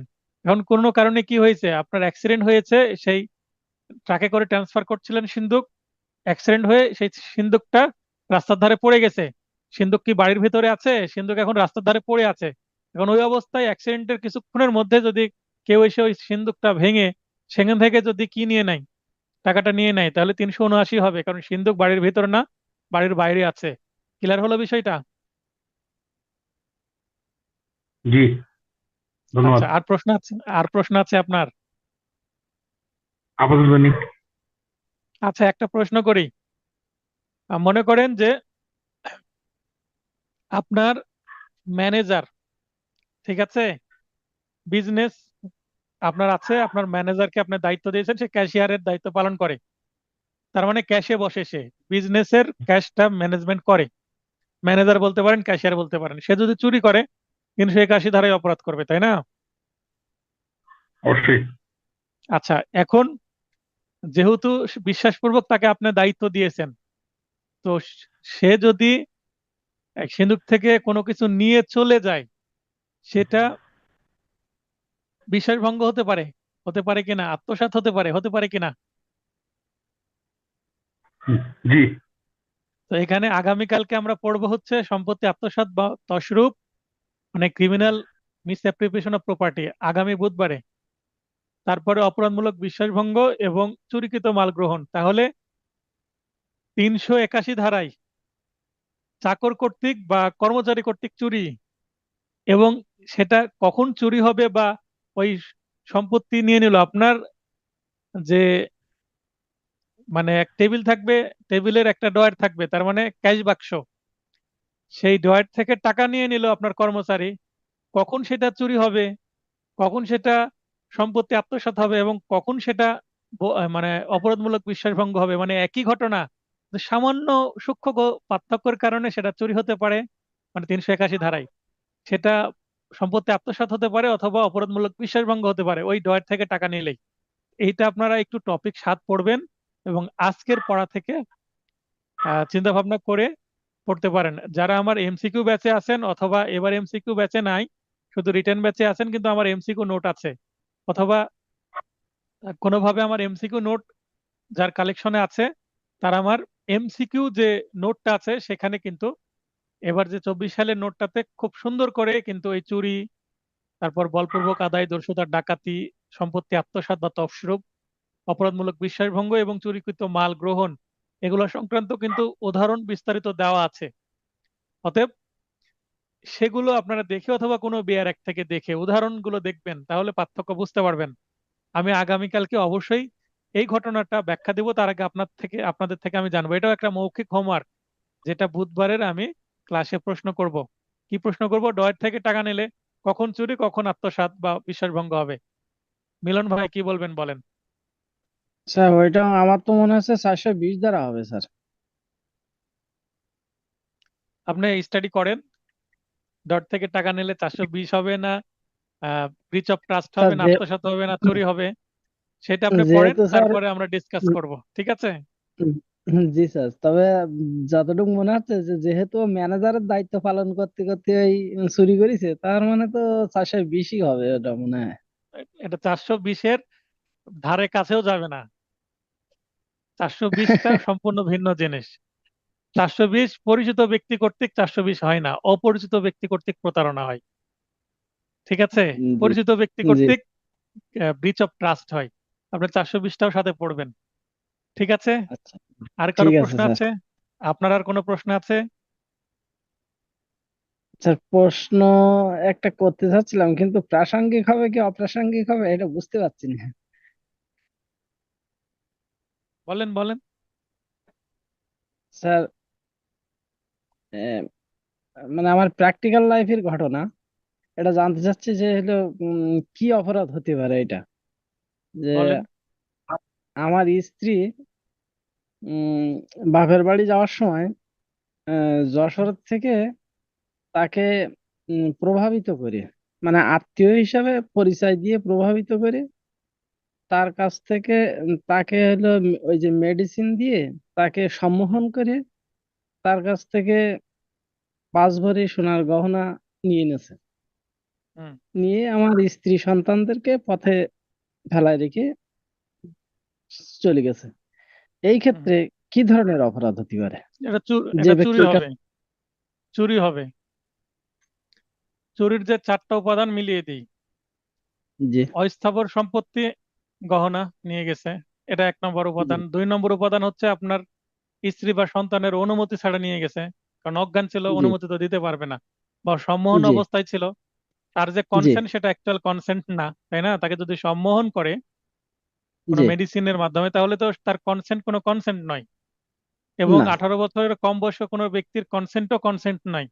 কোনো ইনস্যান জি বা মানসিক ব্যাধিগ্রস্ত ব্যক্তির কনসেন্টও কনসেন্ট নয়। তাহলে এটা জি কনসেন্ট দেওয়া হলো না। তাহলে এটা কি জি বিনা সম্মতিতে? তাহলে 3 নম্বর পয়েন্টও হয়ে গেল। এবং জি শেষে কি, সম্পত্তি স্থানান্তর হতে হবে। তার মানে আপনার স্ত্রীর কাছ থেকে, তার বডি থেকে সম্পত্তি নিয়ে স্থানান্তর করে চলে গেছে। চুরির যে 4টা উপাদান হুবহু ম্যাচ করে গেল, জি। এখন এই ঠিক আছে? বিষয়টা স্যার আমি, এই বিষয়টা আমি মানে মাথায় যে কি ধরনের কাজটা করলো এইটা আমি মোটে মাথায় আনতে পারতাম না। জি স্যার, এখন এখন আনতে থ্যাংক ইউ। পারলেন। জি স্যার, থ্যাংক ইউ। এই যে এই যে বাসের মধ্যে কিছু খাইয়ে অজ্ঞান করে নিয়ে নেয়, এগুলো চুরি, ঠিক জি আছে? এগুলো জি সবই চুরি হবে। জি কিন্তু আমরা এই ধরনের উদাহরণ পাচ্ছি না, কারণ 1860 সালের আইন পড়ছে ভাই। এই আইনটা জি আসলে স্যার, অনেক অ্যামেন্ডমেন্ট করা দরকার। এই বরং জি এই যে স্যার। এটা চুরির মধ্যে না রেখে নতুন নতুন এই অপরাধদের নাম দেওয়া দরকার, যেগুলো রিলিভেন্ট যা আমি বাস্তবে। আমি আমি শুধু ভাবতাম যে এটা বলপূর্বক আদায় করে নিল না দস্যুতা করলো, এ মোটে মাথায় আনতে পারতাম না। এখন তো ক্লিয়ার হলো। জি স্যার। তো এগুলো এগুলো আসলে আইন সংশোধন বা অ্যামেন্ডমেন্ট করে এগুলো নতুন নতুন অপরাধ আরো নাম প্রবেশ করানো দরকার, ঠিক আছে? জি তাহলে যেমন এই যে প্রকাশ্যে চুরি, আবার ওই যে গোপনে চুরি, গোপনে চুরি যেটা আমরা ভালোভাবে সেটা চুরি বুঝি, তো সেটাই গোপনে চুরিটাই চুরি থাক। প্রকাশ্যে যেটা চুরি থাকছে সেটা হয়তো বা ছিনতাই নাম দেওয়া যেতে পারে, বা স্ন্যাচিং জি আলাদা নাম দেওয়া যেতে পারে, তাহলে কনফিউশন আমাদের কম হয়। তাহলে আইনটা আর জি কি হয়, সহজ হয়, তাই না? জি। তো এইভাবে এ আমরা অনেক ভাবলে অনেকগুলো অপশন একটার ভিতরে ঢুকানো, তো এই জন্য খুব আহ, কনফিউশন একটু এসে যায়। আমাদের কনফিউশন তৈরি হয়। এটা মানে আইন যারা তৈরি করেছে তারাও ওই সময় চিন্তা ভাবনা করে তৈরি করেছে। আহ, এই যে জি পৃথিবীতে এত কিছু বেড়ে যাবে, যে ইন্টারনেট সহ আরো কত কিছু হবে, জি। সাইবার এখন ক্রাইম টাইম হচ্ছে, এত কিছু কি ভেবে তারা করেছিল? ওই সময় না। ভারতীয় উপমহাদেশে যেই ধরনের অপরাধ হচ্ছিল বা যে জি ধরনের অপরাধের প্রবাবিলিটি ছিল, সেগুলোকে তারা অপরাধ হিসেবে এখানে ইনক্লুড করে আইনটা তৈরি করেছে, ঠিক আছে? জি জি জি স্যার। তো আশা করি আজকের ক্লাসটা ইন্টারেস্টিং ছিল। এই কনসেপ্টগুলো স্যার বুঝতে খুব হবে। খুব ভালো লাগে স্যার। ক্লাসটা আচ্ছা, খুব ভালো এভাবে এইভাবে বুঝবেন। আর এইগুলো মনে রাখার জন্য এই যে চুরি বা অন্যান্য যে বিহার একটা যে উদাহরণ আছে, আমার এমসিকিউ নোটে তো উদাহরণগুলো দেওয়া আছে, উদাহরণগুলো পড়বেন এবং নিজেও উদাহরণ দু একটা তৈরি করার চেষ্টা করবেন। যেমন আপনি একটা উদাহরণ তৈরি করলেন, এটা কি হবে? আপনারা এভাবে উদাহরণ কল্পনা করে প্রয়োজনে কি করতে পারেন, এই টাইপ করে আমাকে মেসেজ করতে পারেন, আমি বলে দেবো এটা কি ধরনের অপরাধ। আমি বলতে না পারলে সিনিয়রের সাথে আলোচনা করব, করে বলে দেবো। আমি যে সব জানি সেটা তো আমি বলছি না, তবে আমার যতটুকু ক্লিয়ার আমি কনসেপ্ট ক্লিয়ার করার চেষ্টা করি। কনসেপ্ট তো ক্লিয়ার হলে এটাই। আপনার উদাহরণ যেমনই হোক না কেন আপনি বুঝে বুঝে যাবেন। ঠিক আছে? জি স্যার, কনসেপ্ট ক্লিয়ার না হলে স্যার এই সমস্যামূলক প্রশ্ন অ্যান্সার করতে খুব ঝামেলা হয়। ওই যে জিরো পেয়ে যান। তো ঠিক আছে, ভালো থাকবেন সবাই। ঠিক আছে, থ্যাংক ইউ স্যার। সবার সুস্বাস্থ্য কামনা করে ক্লাসটি শেষ করছি। শুভরাত্রি।